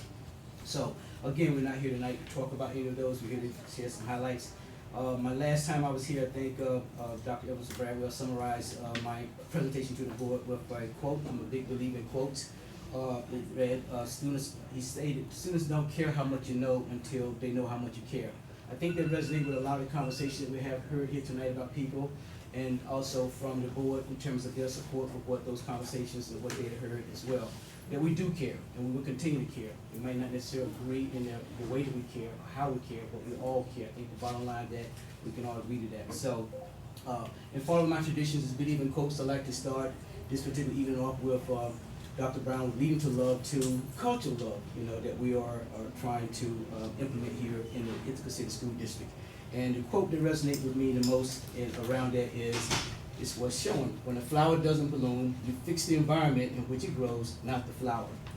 And I say that because I think Dr. Brown has, in his infinite wisdom and his vision for the district, has created a very simplistic way of looking at how we do work in our learning spaces here, with the vision, the missions, and the system thinking concepts. So in terms of the system thinkers of which our presentation should be focused on tonight around teaching and learning innovations, inclusion, and culturally responsive practices, I think this particular quote embeds and embodies that particular movement that he has presented here.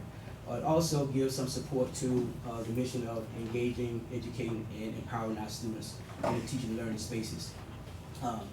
The systems that the system thinking that we have or we present tonight and highlight some of the things that are going to do with around teaching and learning innovations, inclusion and cultural practices. They are not exclusive of each other, even though when we look at them and people may present certain things in their buildings around inclusions, they may present certain things around teaching and learning innovations, they may present certain things around culturally responsive practices.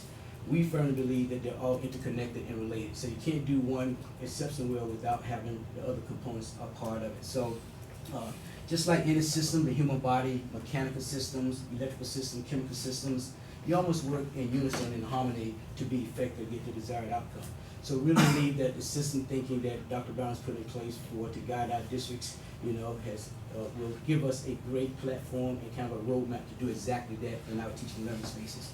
So tonight, we want to share some things, not in terms of teaching and learning innovations, not in terms of inclusion, not in terms of cultural responsive practice, but just some things that we feel highlights and embodies that particular systems, the thinking around those systems. So I'd like to start with, it's already mentioned earlier about the heterogeneous math pilot.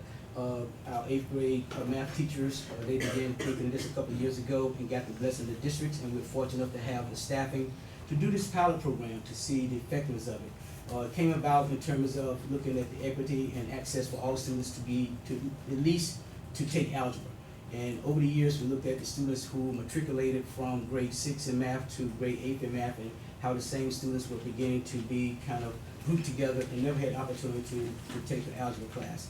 Hopefully this heterogeneous math pilot we're about to launch in next year will give every student or all student access for more rigorous, deeper content, as well as differentiated ways to support their individual learning needs.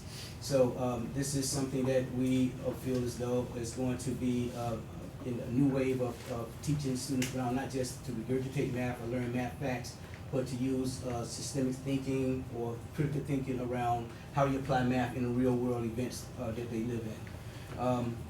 Secondly, the parallel teaching is something that I witnessed and observed. A couple of our ELA teachers, one is here tonight, present in grade 7. We went from 2 teams at the grade level, went to 1 team at the grade level.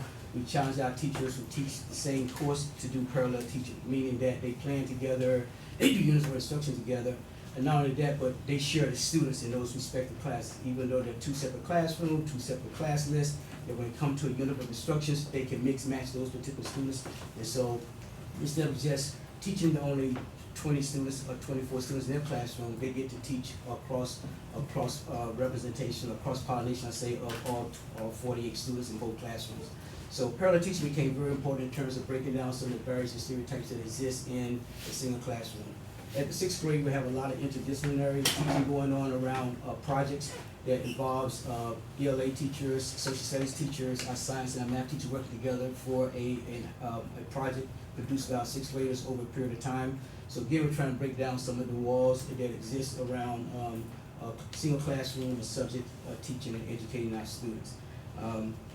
The eighth graders, they have used a silent mentoring program, whereas students who are struggling at the 5 weeks and 10 weeks marks, each of those teachers will kind of become a silent mentor for 3 or 4 students, and they kind of personally adopt them for the next 5 weeks and do some tutoring, some connecting, talking about some things that may get in the way of their learning or why they're not being successful in the classroom.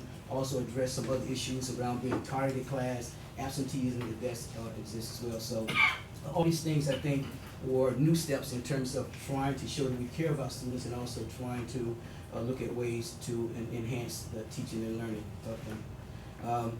So with that, we also have the capstone project, which kind of embodies some of the computational thinking as well, right? Yes.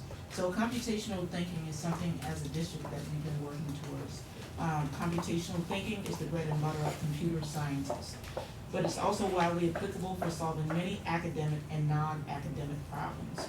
So at DeWitt Middle School, we've looked at computational thinking, and we think that we are in the midst of applying computational strategies within the classroom. So how is it incorporated into our curriculum? Our 7th grade has, we take 1 week from each marking period. And at the end of the year, the students actually culminate problem-based project in which we incorporate family and consumer science, art, not just regular art, but also graphic art, which requires computational thinking, as well as technology, robotics specifically, and some coding is involved. How do we bridge daily instruction to after-school opportunities? As many of you know, we have our TSA club, the DeWitt Technology Student Association, where students engage in science, technology, engineering, and mathematics, which is commonly known as STEM. TSA helps teachers meet the criteria for STEM education goals through exciting programs that include activities, competitions, leadership, and teamwork for students. In addition, all TSA activities are correlated to the standards for technological literacy. Currently, the DeWitt TSA is in the midst of another highly innovative school year after multiple first place finishes in the regional competition that was held at the TSA conference in Connecticut, in which our students were competing with students from New York City, Long Island, Connecticut, and New Jersey.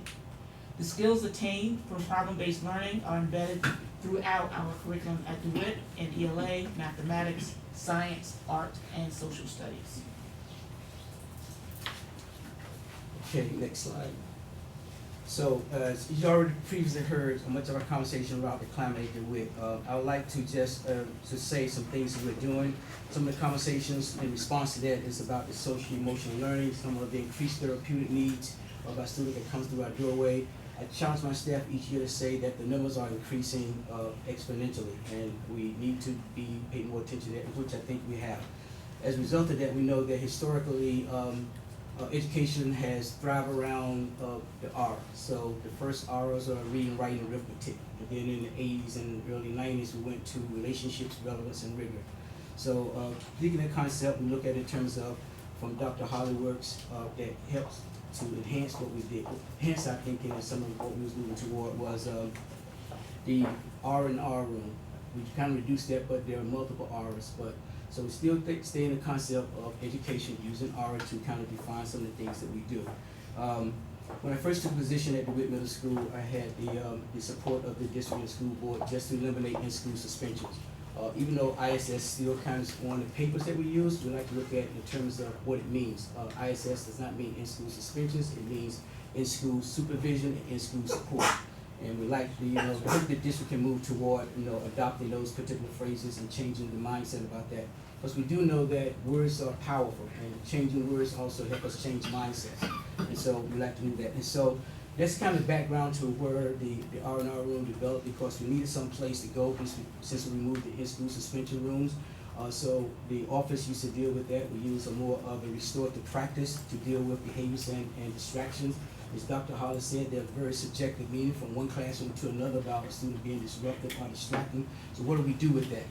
So we cannot use a particular a guide of infraction 1, infraction 2, infraction 3, so this is what you do for that. So we have to be a little bit more, what we do with the heterogeneous pattern math, geared the consequence, geared the conversation, geared the understanding to the needs of the child. So in order to do that, we need to create a space where the child can actually reflect or relax, engage in a conversation with someone who's gonna listen to the child, get some notes, and also have an opportunity to listen to the teachers and bring the two of them together before the child returns to the room. Hopefully that process of using our restorative practice of the R&R room, which is reflect and restore, even though the 4 hours are relax, 5 hours actually, right? Relax, reflect, review, restore, and return. So actually 5 hours. So anyway, but that's kind of the process. If you come to the R&R room, that's what it looks like. But by creating that connections of dialogue between the student who was removed and the classroom teachers of which the student was removed from, hope we can get to a better degree of understanding, build a better relationship when the student does return to class and reduce that. Again, as we very well know, behavior is an ongoing process. One occurrence, just like anything you're trying to correct and change, it doesn't happen with one meeting, doesn't happen with one visit to the R&R room. It's repetitions, it's consistency, it's staying true to the course and believing something that you're gonna make a difference and a change in the student's life, and also how they make choices in the classroom or in the educational setting. So this has been very valuable. Also, since Dr. Brown alluded to it, thank him for allowing us to have an additional teacher assistants to be in this particular room.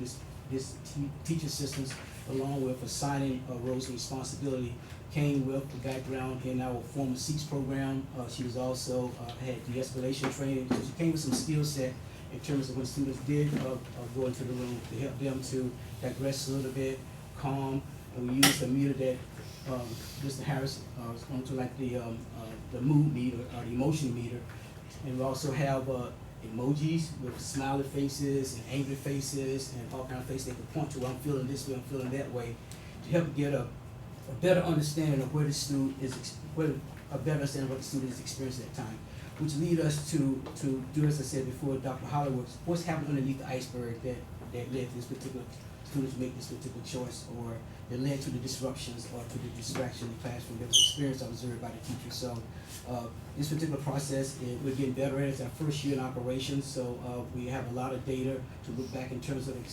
the success, how it was grown from September until now, with the reduced amount of people that actually use the room now.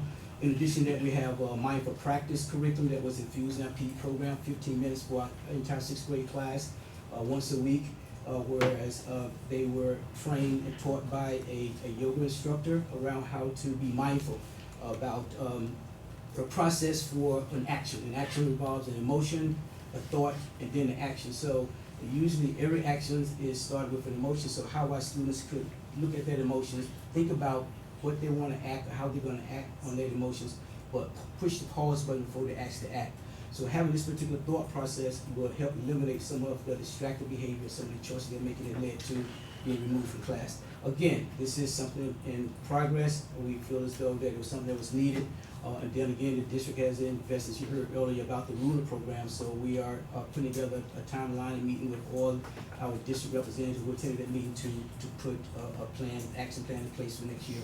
So all this is hoping to address some of the things that we have heard earlier conversations about behaviors that have led to maybe some of the undesirable or teaching conditions in the classroom.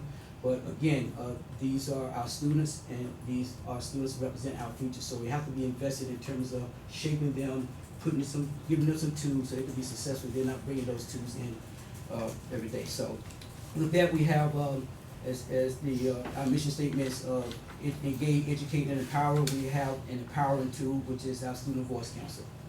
So the goal of the Student Voice Council is to empower students at DeWitt Middle School. The Voice Council replaces the Student Council that was formerly in place. It is a forum where students' concerns, where students express their concerns they have regarding the school environment, whether it's academic in nature or culture and climate. The students meet twice per month, and during these meetings, they inventory information and concerns from other students. They have discussions about an agenda that they would like to form, and then once they have an agenda or items they would like to discuss, the students call a press conference. Once the students calls the press conference, the audience could be any group of leadership at DeWitt Middle School. It could be administration, it could be custodians, it could also be department leaders. The students voice their concerns, but what I love about our students having this voice is that not only do they voice their concerns, but they also come to the meeting with possible solutions as well. So we are honing their skills for advocacy, but also problem solving, which are crucial parts of 21st century. In addition to that, we have instituted home-based curriculum. It's about 13 minutes to start out our school day, and we have a committee of a home-based curriculum team, 2 6th grade teachers, 2 7th grade teachers, and 2 8th grade teachers, which they meet during the PLC time to create curriculum around character education, around things that help improve our school climate. They also raised some questions as of late in terms of what they're experiencing too, so it's another beacon to get feedback. And these are the same home-based representative that feeds into the Student Voice Council. So this is something that we believe is to start our school day and to change some of the climate, or to get feedback from students, or to actively involve them in terms of the changes that are going to school. The home-based curriculum, the home-based council is a great place for that. And so it's a great opportunity to do a lot of different things to bring the school together, not just grade-wise, but school-wide together. So that's pretty much. And Mac, Mac, I'll just let you take a breath for a second. But just on the R&R room, just kind of the practical, how does it work during the day?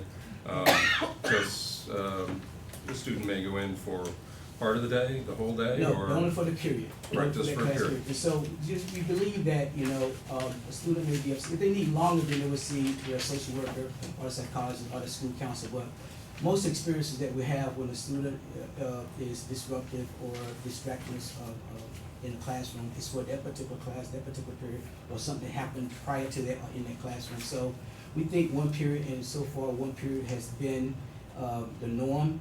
We have had maybe 1 or 2 students who may have used the R&R room maybe period 2 and had to return back for period 7 or 8. But that is lesser of the students than the majority of the students that have used that R&R room. So it's a 1 period only. Right, you can have multiple students or no students. Well, we can have, yes, no students, or we can have 2 or 3 students. Right, Yes. Right. Right.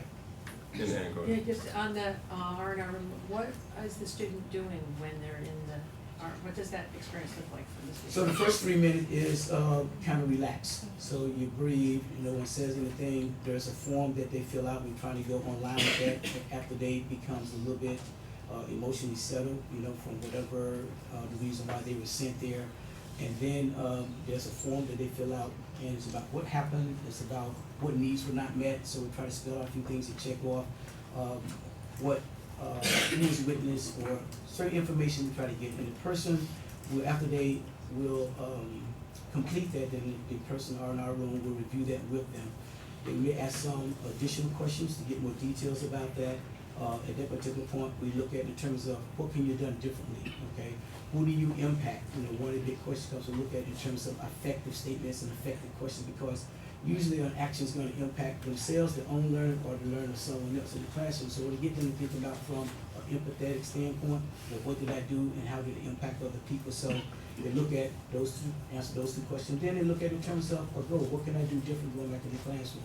So, and then we meet with the teacher and through an administrator and teacher meet, and we share those particular points of views. Sometimes it may lead to a consequence, where additional, a time may be needed to reflect upon the choice I made. Sometimes there's an agreement between the teacher and the students for the student return based on what's to be accepted behavior as next steps. And we use what we call a part of the RTI process, progress monitoring. We try to follow up with that student, or the next day or next 2 days, or with the teacher to see how things are going, if possible. Go ahead. So in terms of the Student Voice Council, would you be able to speak to maybe some of the issues that are sometimes voiced there, and to how you help students navigate through that? So if we had students who brought up the issues of anti-Semitism and oppression, are they meeting with a group of adults to create an agenda or a way in which how to bring that up? Because I think these can be issues that students are feeling, but do they feel empowered to speak up? Do they feel supported, that adults know how to respond to that? Do they feel that the teachers or ESPs have the tools to hear that and also respond to it? So if you could speak to that, that'd be great. Well, the Student Voice Council is not led by myself or Ms. Lucy Lynn, it's led by Ms. Penny Boynton and John North. John North is a youth worker from BOCES that comes over twice a day, he leads groups. And so, they address the students in terms of the concerns that we're gonna talk about. And that's when they either call for a press conference that we do, or they call, come to us to an action step, say, in our school assembly, or we need to do more signage or postage in the school building, or we need to make an announcement in the mornings, a PA announcement about some things. And so, none of the issues around what you just mentioned around race, anti-Semitism has come up. I don't believe it's not been brought to my attention through the Student Voice Council, but I'm sure if it did, then we would come up with action plans how to address that. If we don't have the internal resource, then there's a wealth of community people here that we can bring in if that need to be addressed. Go ahead. I think it's a follow-up to what Nicole was asking. First of all, thank you. This gives us, everybody in the room can understand how important this is for us, right? Now we can ask better questions, because we're being informed about what's actually happening on the ground, what the expectations are. So here's my question. You guys know we're working on at the policy committee level, which I'm not a part of. It's their work. Thank goodness. It's our work, but yes, yes. Our work, right? And we're coming up on the code of conduct. And that's gonna be another significant review of something that we took on, I think, in 2011, right, was the last time we looked at it. So I've shared with Sean a lot of resources I've come across going to learn, right? Corey Mitchell took me up to Syracuse, and we heard this one from the West Coast, who's apparently a national expert on restorative justice. And what she said reminds me of this, and I want to put it in her words and ask you about it. What she said is typically what we all do is what you're saying happens in a reflection of the story. We asked who did it, what did they do, what is a punishment or corrective action for that child. What we failed to ask or failed to implement is an understanding that the community has been harmed. So what she suggests is we also add the following questions. Who has been harmed? How do we fix that harm? And how does the community come back together around the harm? Now, you obviously have elements of that. But what I haven't heard anybody say yet is how you address the impact on the child to whom the swastika has been directed, right? Or who has directed the swastika towards another child. Or the child who has said something that we can't assume that a seventh grader actually, right, has those ultimate intentions. But we know they act out without thinking sometimes. So you have the victim in the room, I'm sorry, not the victim. You have the child who has created the harm in the room. Which bullet point there addresses the child who has been hurt and allows the community to come together around that harm? Right? We can, and let me repeat this is important. The child who has stated the thing that is negative about a sexual gender minority child or a Jewish child or a black child, we obviously want them to not feel like they're demonized. But the harm that has been committed against that other child is significant, right? That child needs real healing, because that child doesn't really know the intent of the kid who sent it, right? They're both children. So, in which of those bullet points do we actually recognize what this expert has said about how we should manage restorative justice and think about who has been harmed and how we fix the community? Well, let me just start by saying, I don't necessarily believe we can do restorative justice. I think we do restorative practice to either heal the hurt or the harm that's been done. Justice is one of those words that's kind of evasive in our society. So for those who like to use restorative justice, the workshops I've been to, we not like to use it. We like to use restorative practice to heal, to fix, and to reduce the impact that someone's action has on someone else as well as themselves. And so, when those situations comes up, we have some in-depth conversations with both the victim and both the offender. And one way is to look at bringing those two together when it's agreed upon, so that they can understand and have a conversation with them. But that's to be facilitated by some people who have good skills in terms of navigating people through that particular conversations. But we will never do that unless both people are in agreement. Until that happens, we do many lessons about what the particular person has done, so they come away with some understanding of what they've done to another individuals, whether it's from a social standpoint, or whether from a legal standpoint, whether from an institutional standpoint. So there's many levels in terms of what their action may have done, the impact it may have on another person. So we try to get YouTube videos, we get little vignettes, we get reading statements, we get a lot of things to educate the person, because I think right now, not only raising awareness, now you want to infuse some education around that. To the person get to a point where they feel that they can confront the other person, but also the victim too, in terms of getting support from our school council about how to respond to that, and then having the parents involved in that as well. So we'll get to a point where we feel that the two can meet and talk about what has happened, maybe 2 days later, maybe a week later. It could be even longer than that until the people get to a place of comfort so that the healing can take place. Usually, that's kind of a process we have in place now. As I said before, it's our first year. We're beginning to develop and implement more of the effective statements and effective questions to get at what you just said. How did my impact hurt another person? How did my impact hurt the class? How did my action impact the teachers, other people together? So we're getting better at doing those things and finding solutions and resort to practice is something that you build over time, because each situation provides you opportunity to learn and grow and to come up with interventions and strategies to move forward from that. So some are repetitive, but some of them are very unique and new in their interactions and interventions. So I don't know what restorative justice you went to, but the one I went to really don't use restorative justice as a practice. They use restorative practices. Just like you was talking about cultural competency, we use culturally responsive practices because there's no justice, So we have to be careful in terms of trying to bring justice to situations where, in terms of we have some limited capacity to do that. Just one. Go ahead. Oh, No, go ahead. Just one other question on the Student Voice Council, because that sounds quite like a really wonderful contribution to the community. And I just wanted to know how a student becomes part of the council. Like, is it easy? Do they get voted on there? Can they just join if they want to? How does that work? And what kinds of issues are motivating? It's kind of what Nicole was asking, I think. What kinds of issues are the students bringing to you? And who hears that? And because you mentioned it was somebody from outside that may run it.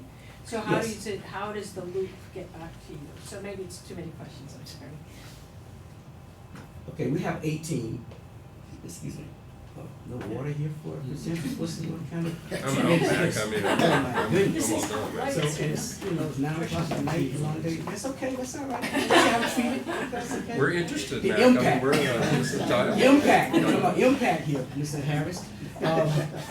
The home base, what I mentioned before, is where students have opportunity to become a part of the Student Voice Council. You said 1 representative, 2 representatives from each home base.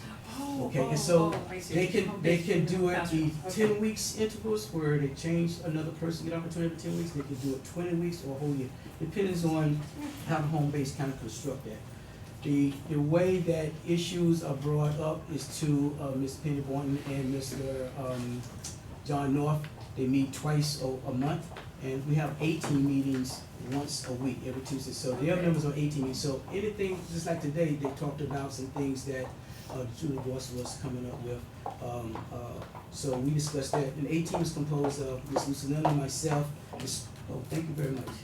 The school counselor, the social worker, the psychologist, the school nurse, the E&L department leader, and special education department leaders. So we all compose the 18. We meet once. And so any kinds of things that are going on that we can't participate in is kind of this particular place where we look at things underneath the iceberg, Okay. things that we inform either grade level teams or teachers about student concerns, about the Student Voice Council brings up, so that we could communicate those things to folks. Some of the things that have been brought up in the past has not been anti-Semitism, unfortunately. There's some things that have been brought up about the lunchroom, because our lunchroom is kind of noisy at times, and it doesn't allow a lot of flexibility for people to eat in large groups. We did listen to them. Instead of having just 4 sit to a table, we merged 2 tables together, so now 8 and 12 can sit to a table. We also have blackout days at lunch, so they cannot use their devices, cell phones during lunchtime. We want to influence more social interaction, interpersonal skills. And so they convince us that students have homework they want to do during lunchtime. They may not want to play games or listen to music. So we have a roped off sections for students who can go during lunchtime to use their Chromebooks for academic purposes. So they came out as student voice too. They met with Nancy Smith, our cafeteria worker, about either more French fries or less pizza at lunch. Okay, so they met with different people. They met with Miss Colleen Corey about the flu season, about having hand sanitizer, something to clean the desk, so students can clean the desk. So each class come in, they come to a clean desk and not passing on germs. So they met the the custodian about that. So they also, lastly, was the mental health problem, because some of them came with some concerns about their students who, had some really depressions, not coming to school and things like that. Very concerns about the school creating opportunities to do mental health workshops and mental health presentations. So those are some things that I can think that have been brought to my attention as a result of the Student Voice Council. It's great to listen to students. So I have one last thing to do with the S class. That's great. Okay, what? Oh, yeah, definitely. My time is up? No, Mac. And You got one more thing. That's, no, we Okay. just thought we'd have a little dialogue about What- the climate and culture, so that's good. Okay, well, that's great. Okay, next question. IPI folks left. Okay, so Oh, this. Star's still in. Okay, this is a result of IPI grant that started. I now funded the community's classroom, which is what we try to do, and I think, it's not good. Okay, so, I know that, Dr. Brown encouraged us to create partnerships with people in the community. I think that more learning happens outside the classroom, inside the classroom, and more time we can bring people in. You as board members yourselves can come in as well and to present. I know we have a career day that has a lot of outside people to come in, but we like to do this as often as possible. So Teresa Souchet, who was at ENL and equity mentor for DeWitt, had this idea of merging the ENL students from other countries or immigrants with students that are here, particular students of color, students from low socioeconomic background, because they have some things in common per se. And so we know that two things that are common denominators that bring people together. One is food and one other is music. So what she did was Samate, well, most of you may know Samate, he has a recording studio. We pay Samate to come in, he worked with these students, which is a diverse group of students. So I want to end with this because it really speaks to the district as a whole. And they create songs, and some students who are shy, don't speak up, or have opportunity to present is not happening, so I guess. I think she's having some technical difficulties. Go back one. It's not gonna happen. So that's kind of. You can click on it.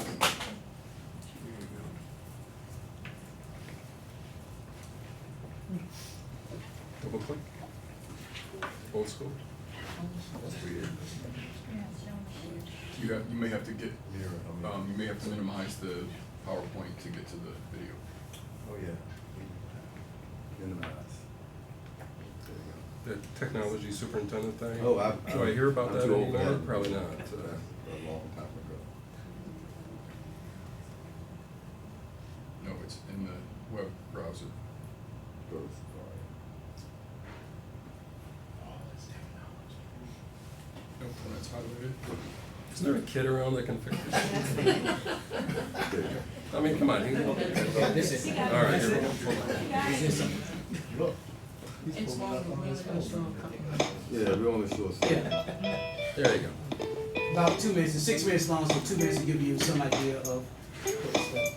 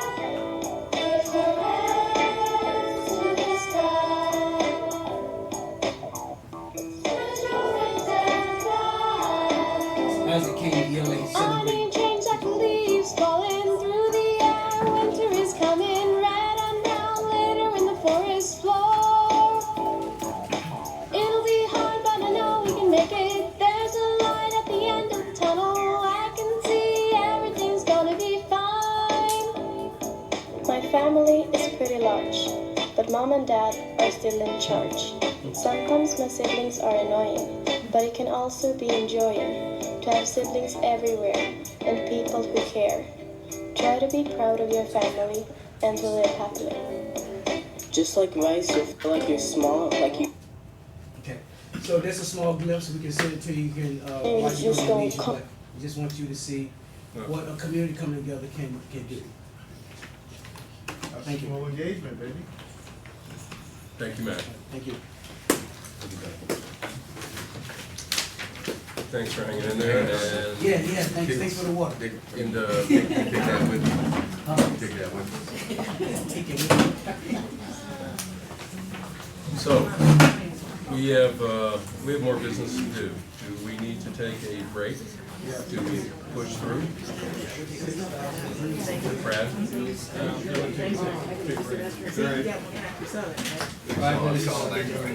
Cue up the, Right.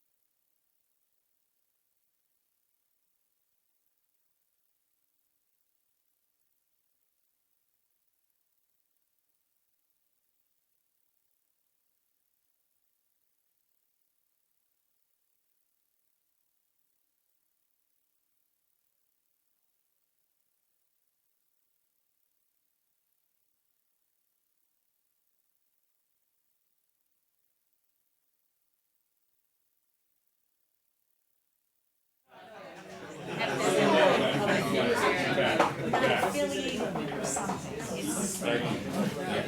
We're back, I've got a quorum, here we go.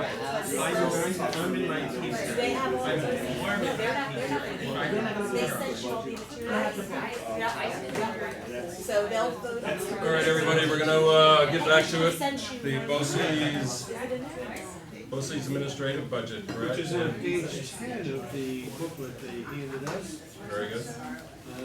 I'll move the acceptance to the BOCES administration budget. Can I get a? I second. And second.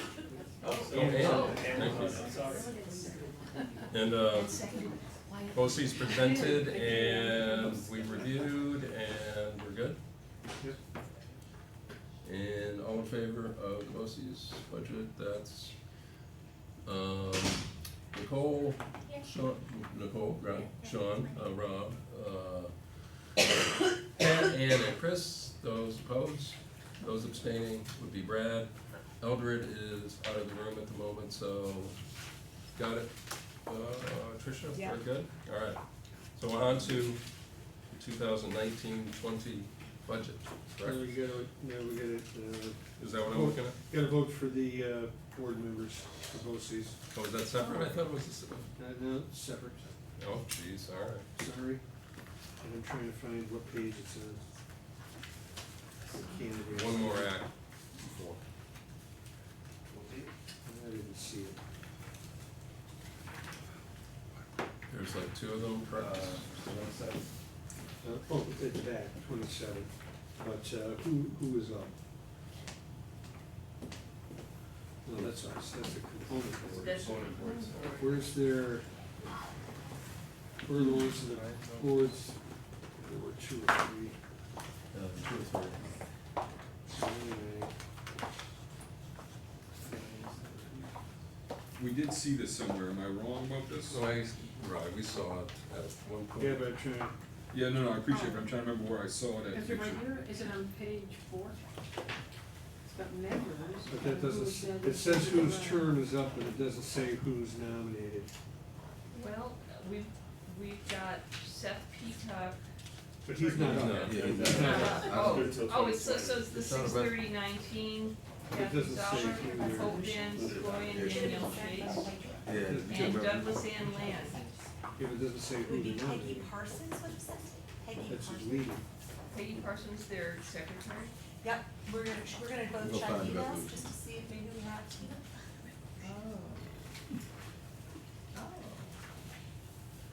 Yeah, I was hoping that one vote took care of both. No, I'm sorry, it wasn't on that page.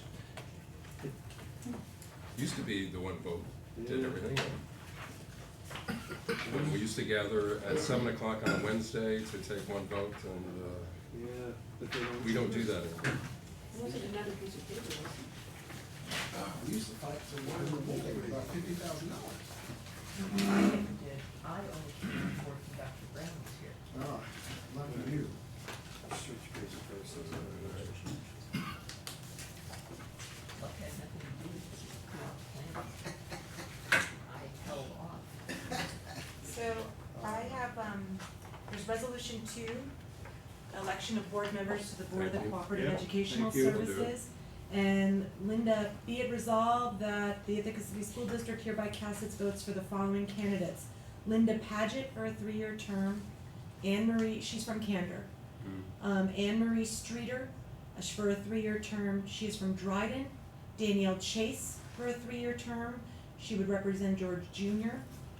She lives in Right. Homer. And Douglas Ann Land, she lives in Trumansburg. Right, that sounds familiar. I'll move adoption of those 4. Well, I guess I'll second. Second by Ann. Louder.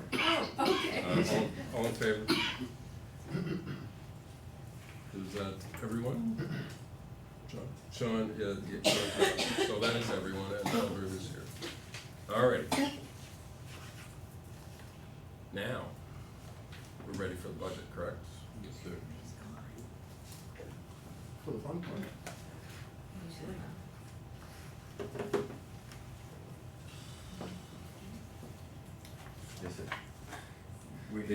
Our budget number changed a little bit. Yeah. From the last time we were together, if I'm not mistaken, at the finance work session. we changed it a little bit, so I think we just need And to. this new number represents, our increase, of teachers in reserve.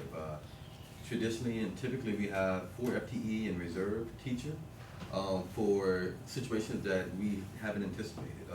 A larger class size that has occurred because of movement over the summer, the need, some of the needs that have been addressed tonight, some of the special needs in certain situations. So we've been able to use that teaching reserve to address those issues that weren't anticipated.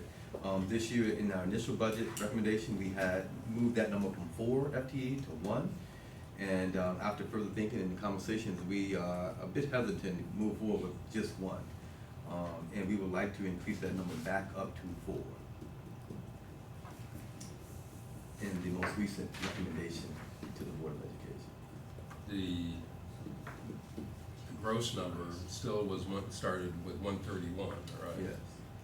I'm looking behind me now for the. It does, I think. It increased probably about 240. Attend finance, did we have to take something else out of the budget to cover that $240,000 No, shift? we bumped up fund balance Okay, reluctantly.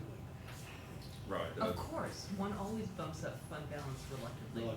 240,000 is not insignificant, but we've still, initially we started at 134 million, brought it down to 131, which is obviously, that predominantly was fund balance, correct? And so our fund balance number for this year is obviously a lesser amount than that original number.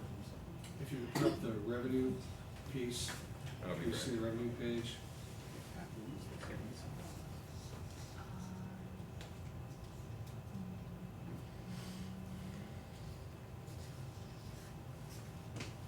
It's a separate document. It is, Is right, that it's not this. for cover 1 or cover 2? No, it's a. There it is, There's revenue. revenue.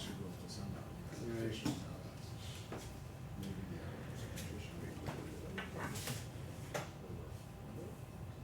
Yeah, I just need to scroll up a little bit. All right, there you go.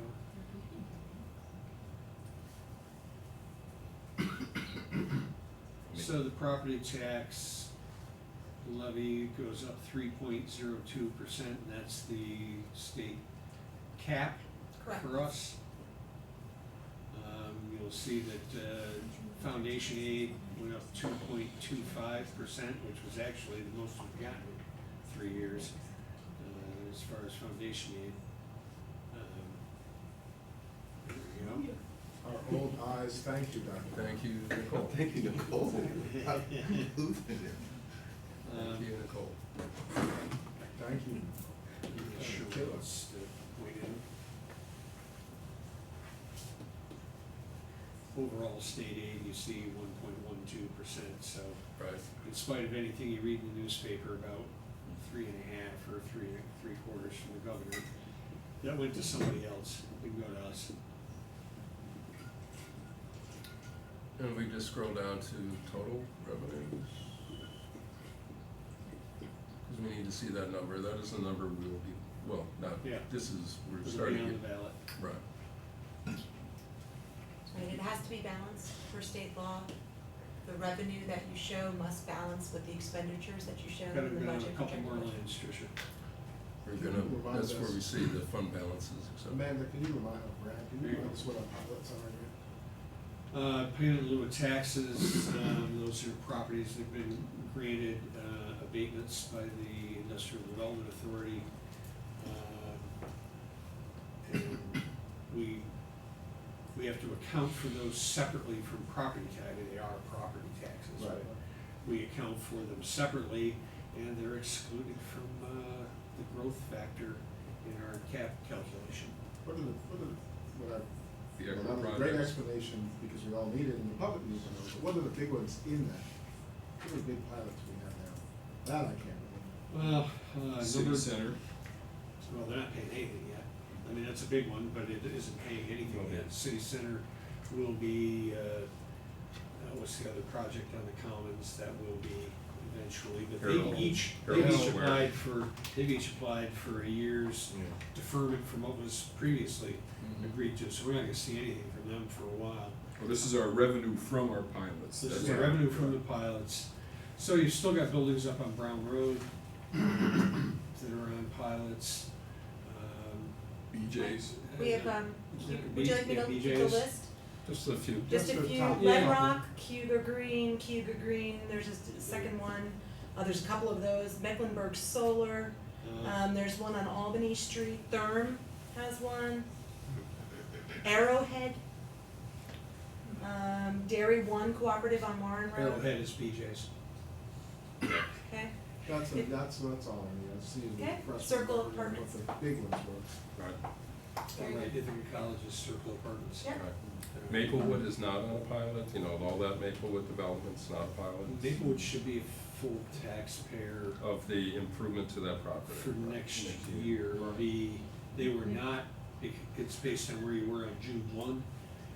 The assessment date, last June 1, they weren't Occupied. Yeah. occupied or gone. This June 1, they are, so they'll be a taxpayer. And how again does the pilot work in relationship to our tax cap calculation? Just, I don't need the full, I don't know, Well, huge detail, just generally. Generally, you would, it's new construction, so generally you would want it to be, there's a growth factor in the calculation. Right. And so you would want it there because that allows you growth. But because it has a pilot, it's excluded from our growth factor. So it's as if the community isn't growing from a tax cap calculation. Have I got that right, Amanda? So in other words, it still doesn't help in terms of the tax cap.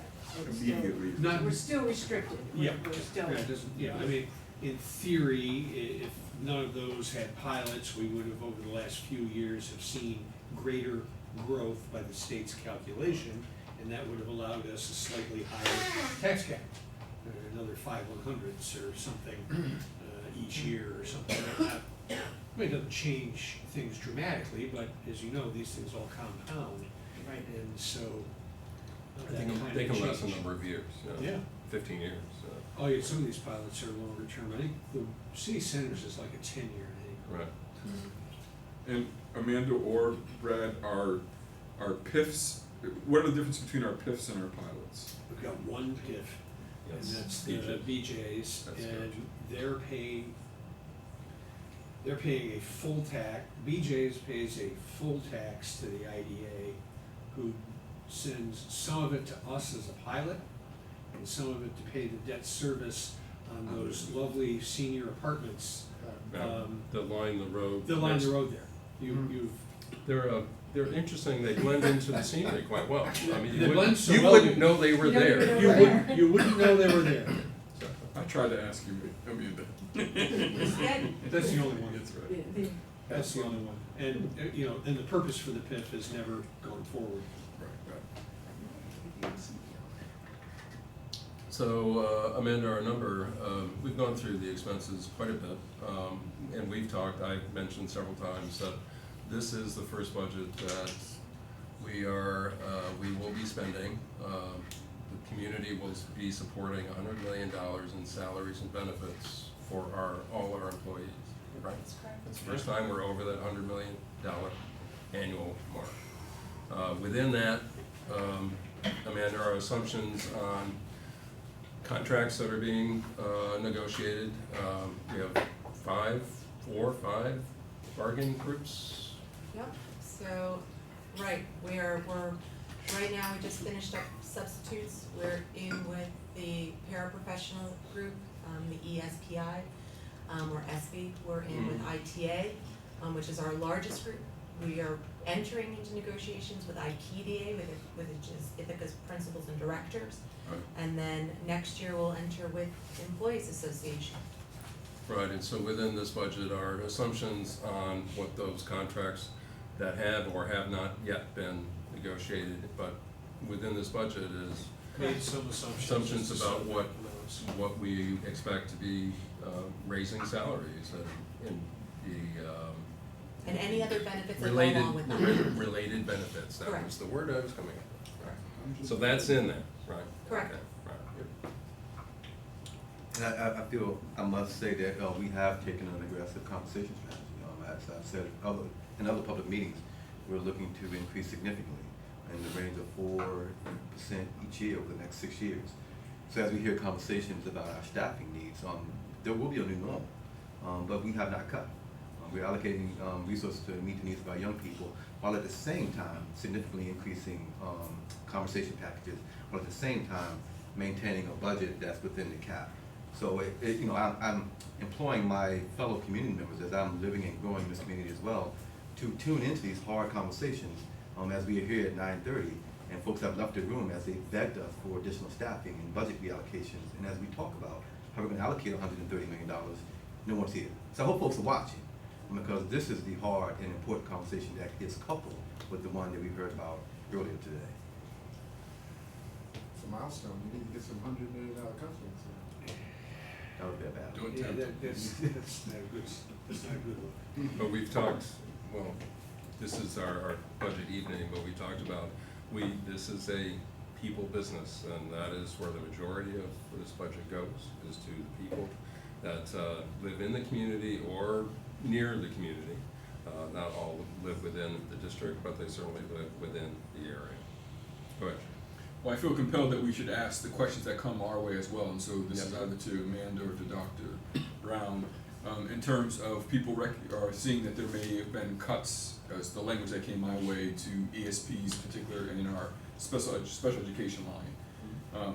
Care to speak to that briefly in terms of what that number may look like, or do the technical? Sure, so technically speaking, right, so when we adopted the budget last year, that was at the same time, just a year prior. At that time, that was based on the number of IEPs and 504 requirements for SBs at that time, right? Every year, those go up and down, so you can, at any given point in time, we know how many staff, fluctuate. The year prior to that, so if you go back 2 years, we actually are back at that level again, because IEPs and 504s, again, they increase and diminish depending on the needs of young people. So when we adopted the budget last year, we had in for the staff at that time. When the clock rolls forward to the new fiscal year, starting July 1, 2018, which is this current budget year, the 2018-2019 budget year, there were fewer staff that were needed based on the IEPs, okay? And so what you're seeing is the budget catching up to the numbers that are current. So when you see sometimes decreases in lines, sometimes it's catching up with the year prior, or the current actual practices, and or it's a lot of times, and I think the budget line you're speaking to, I think it's like a $75,000 decrease to a $2.5 million budget line. Sometimes that could also just be equated to retirements, as new staff come in that are at a salary rate that is lower than the staff that retired. We do not account for that, what's called breakage. We don't account for that in our budgeting. So again, that following year will catch up to the budget prior. A lot of times you'll see that in lines, especially if it's not in a year that we're in negotiations and you see a budget line go down, it's probably due to the retirements in that area. Because if we were to put the salary increases that we were bargaining in that line, they would go up. Right, so again, the budget is a moment in time. This is what we think it takes to run the district based on the practices and what we know right now, which is why I always say, in both maintenance and facilities and special education, we do building cushions, because those numbers fluctuate. And we don't know what we don't know in this moment in time in late April, right? So we need to anticipate the needs of our facilities and that support our young people and our teachers and our staff, as well as the young people that arrive to us with needs that through that process, either RTI or the IEP 504 process, we need to, make sure that they have staff available. Great, very helpful, thank you. Can I ask another question? Of course you can. And so the other thing I want folks to be aware of as well, so we're just having a conversation about adding an additional teacher in reserve, and that we had a conversation about fund balance. So should we find ourselves in a situation where unplanned, we have a significant increase of students with IEPs that require additional aids, that there would be money within fund balance, or we could move something from teacher reserve to make sure that those children have the supports that they need. Is that correct? I just want to make sure. That's one of a number of places we would go, right? So within the special education budget itself, there's also cushions that are built in, right? The teacher reserve line is a particular line in the 2110 line, which is the general education line, but those salary lines can be transferred between department budgets. So if the need was to go to special ed, we could do that. If the need was to go to one of the elementary schools or a middle school, we could do that. So that gives us some flexibility. It just bears saying, again, if a child's IEP says they need the support, they're legally required to get the support. Yeah, And so let's just make that clear again, because that seemed to be missing even in some of tonight's conversation. The question I had was, how does this information come to you about how many supports are needed every year? Is there something that Sheila does in the office that automatically triggers that calculation? Is there a survey done of building leaders and teachers? How would you know year to year, at a particular date, how many children still need the support? Beyond the fact that we vote on it almost every meeting, that we vote on the supports that Remember, students it's right there. In the personnel reports. Personnel report every week.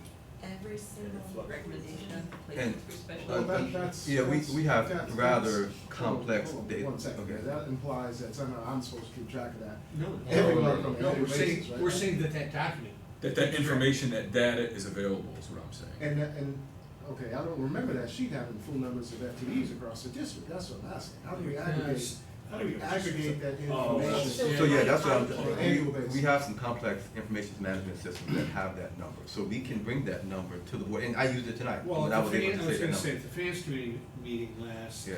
Sheila brought all that data on the number of FTEs, and one of them was the number of teachers has gone up.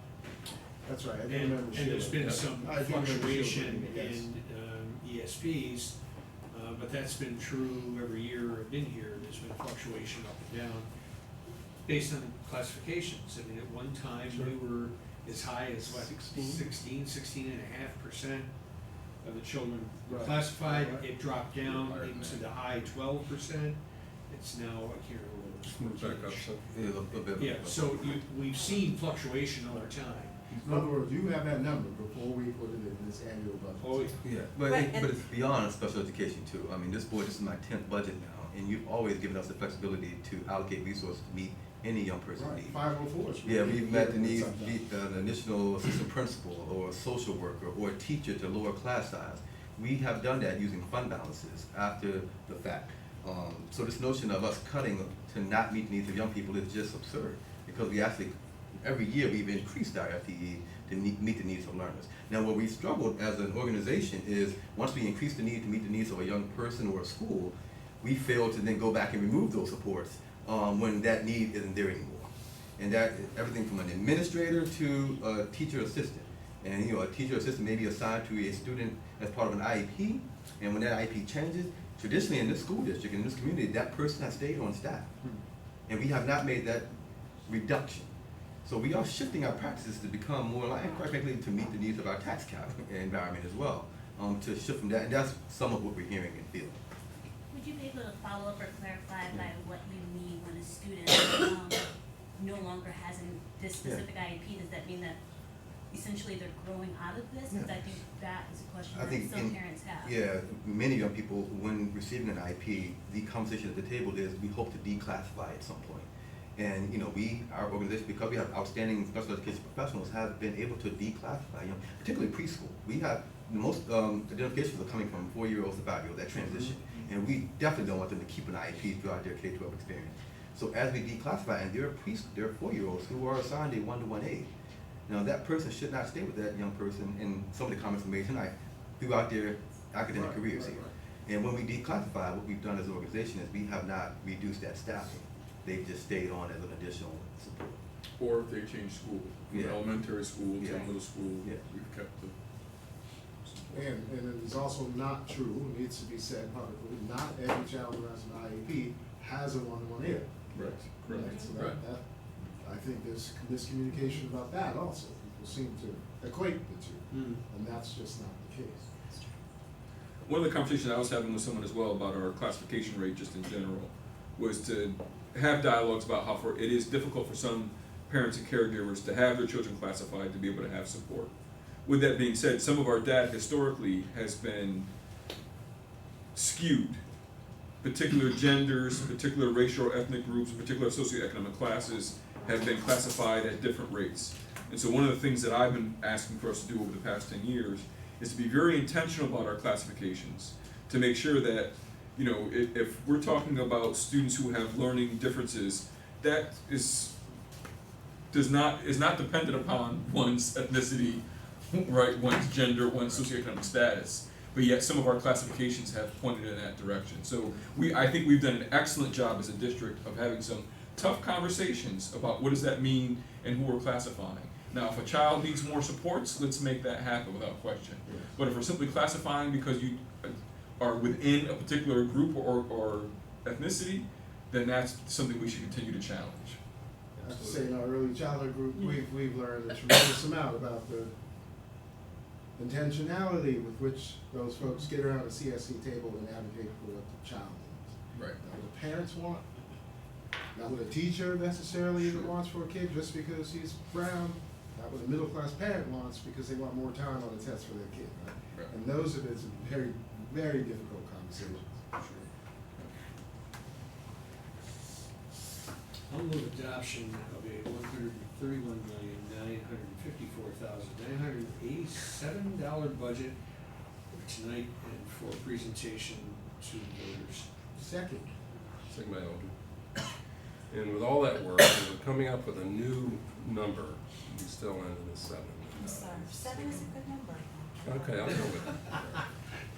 One last comment before, so thanks for the moving of it. Also, again, my 11th, if this is your 10th budget, this is my 12th. What I greatly appreciated is, we keep saying all the time, moving to a year-long process as opposed to a 2 or 3 month process where we continue to have little fiefdoms that we're fighting over, as opposed to thinking about what's best for the entire school district. And so for the folks who may not be here this evening, but may come some other point in time, a good deal of this work is done in committee. So please come participate with us as we engage in a year-long process for the budget, not simply in what we're making the vote tonight. This number is not a surprise to us as board members. We've seen slight change, that part I get, but we've seen this number. That hasn't always been our practice over the past decade plus, and so that's a significant change that I want to make sure that folks and our voters are able to hear. Just add one quick thing, because I think it does, if you were just saying, oh wow, you guys just voted on this, just to reiterate the fact that in the finance committee, we went through the whole thing line by line, so. Department by department. Department by department, and there was ample opportunity to ask questions in that, and so that was really useful. So, yeah, and those are open to the public to ask those questions as well, so. And discuss. And actually dialogue. Right. Yeah. Right. But also, Amanda has presented almost every voting meeting since February. So, you know, what we've discussed, where we're at, giving a quick summary, you know, what it looks like, what our aid looks like, what we're doing, what's increasing, what's decreasing. So this has been worked on. Great point. And that's after collecting individual information from each building and each school about what they really need and where they can be more fiscally responsible and for is it the 3rd year now, the tax rate is actually going down. 4th year in a row. We can go on, but this is a fun part of our working with this group. We're busting our ass to make this thing work. I just want to say one last thing, from the legislative advocacy angle, is the tax cap was made permanent this year in Albany. And so that idea of this cap maybe someday going away, wow, I don't know what would make it go away. So this is just definitely, that restriction and having to come up against that ceiling is basically an ongoing condition. We will continue to have to be creative and imaginative and be Ithaca. We have to Ithacate all over this budget as we. Is it raining? No. But we have to always consider doing things a little differently than others in order to provide what our community demands of us, demands of the district. Really is what the children in this community deserve from us and the community. So it will always be an interesting process, interesting discussions, and how best to do public education. And everybody's trying to figure it out, and we're hopefully trying to figure it out a little bit faster. And anybody else want to weigh in, we could perhaps vote. Are we good? Moved, seconded by Eldred, all in favor, that is everyone, all 8 of us, and Moira, I know would have voted yes as well, but I will not put burden on Moira from afar, but she has been very, very involved in the process, multiple years, so. There's a few other things. I'll move to adopt the property tax report card to accompany the annual school district budget. And it is before you, right? Second. Second by Pat, and we do have that, and it was distributed to everyone. Taking the data from the budget, putting Right. it into a state form. Whether that form is readable or not, that is not our job to make it so. It is, we are doing what we are told by Albany, right? The 2-point type is. Are we good?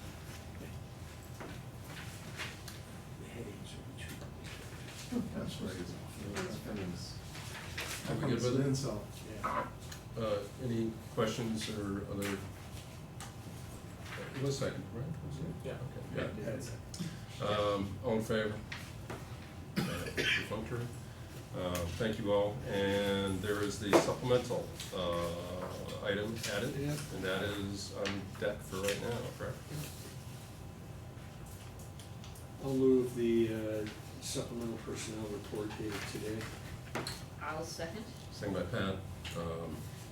This is an item that we are familiar with, and I will just call the vote. All in favor? That is Sean, Rob, Pat, Eldred, Ann. Those opposed? That will be Nicole, Brad, and Chris. And if my math serves me, that carries by a 5-3 margin. We need 5 votes, we are 9. So that does carry. I voted again, didn't want any first negative votes last meeting with a certain action that we had to take for lobbying, but I approve. Thank you. So I said thank you for that vote. I was supportive of Rob. So hey, there's upcoming dates of importance, but really the upcoming date that is most important, I think, is probably tomorrow at Boynton. We're going to talk about math a little bit, 5:30, and Jeff Tomasic and your staff there, plus the outstanding math department at both middle schools and the high school will be talking about some improvements to the math curriculum in this district, and I think it's a great opportunity to talk about, well, where do we go from here, how best can we engage all students in the math curriculum, and how best to prepare them. And frankly, I did see, I'm going to wrap it up, I didn't say anything before, but I'm going to wrap it up, but the Cornell Daily Sun I grabbed on my way to work today, and it was really Martha Pollack on the front page talking about mental health initiatives for the grad students at Cornell. On the inside, there was multiple articles from the students at Cornell about how much pressure they're under, and just, they are basically, there's mentioned any person, any suffering, instead of any person, any study, it's any person, any suffering during prelim weeks. And I think it's important that the universities are dealing with this, the college is dealing with it across the nation. It's an opportunity to we need to take the pressure off here a little bit. And kids are gonna do great. So let's, as parents, as adults, we're all under a lot of pressure anyway, but let's let elementary kids be elementary kids. It's okay to, and I've said this a few different times. Brad and I, we learn at different speeds. I'm sure when classes at Cornell or whatever, Brad was maybe a couple months ahead, but maybe I finally got there or whatever. I got distracted. I was doing other stuff. Kids learn at different speeds. It's okay to learn at a different speed. You don't have to, I've got to be on a certain track if I'm ever gonna do something. 20 years ago, I had no idea I would be sitting at a desk job all day. And 20 years ago, I had no idea that I would be on the Board of Education. Things change. Life takes you in different ways. Just be prepared to enjoy the class, you know, and embrace it. The pressure that is being put on kids. You know, some of it is self-generated. They're getting a lot of pressure from a lot of different groups, and certainly some of them are parents. And lighten up a little bit. Kids are going to do great. Let them have. You know, it would be great for the kids to have fun. You know, just you can have fun in school. It's okay. It's but that's my last editorial comment. For God's sakes, it's high school or it's middle school. Have some fun, for God's sake. You don't have to save the world today. It's it'll be there tomorrow. This is the longest I think Brad has ever talked. No, I talked to you. You weren't here, but I got pretty angry at one of the other meetings recently, and I went off a bit. But this is it's just we're making kids make decisions far too early, and let's folks grow up a little bit. Let's build a culture of love. Whoa. All right. So thank you for all your help on the budget. Thank you, Amanda. Thank you to all the building leaders, directors, administrators. Another opportunity to do great things. And we're done. Thank you. Great. I think George.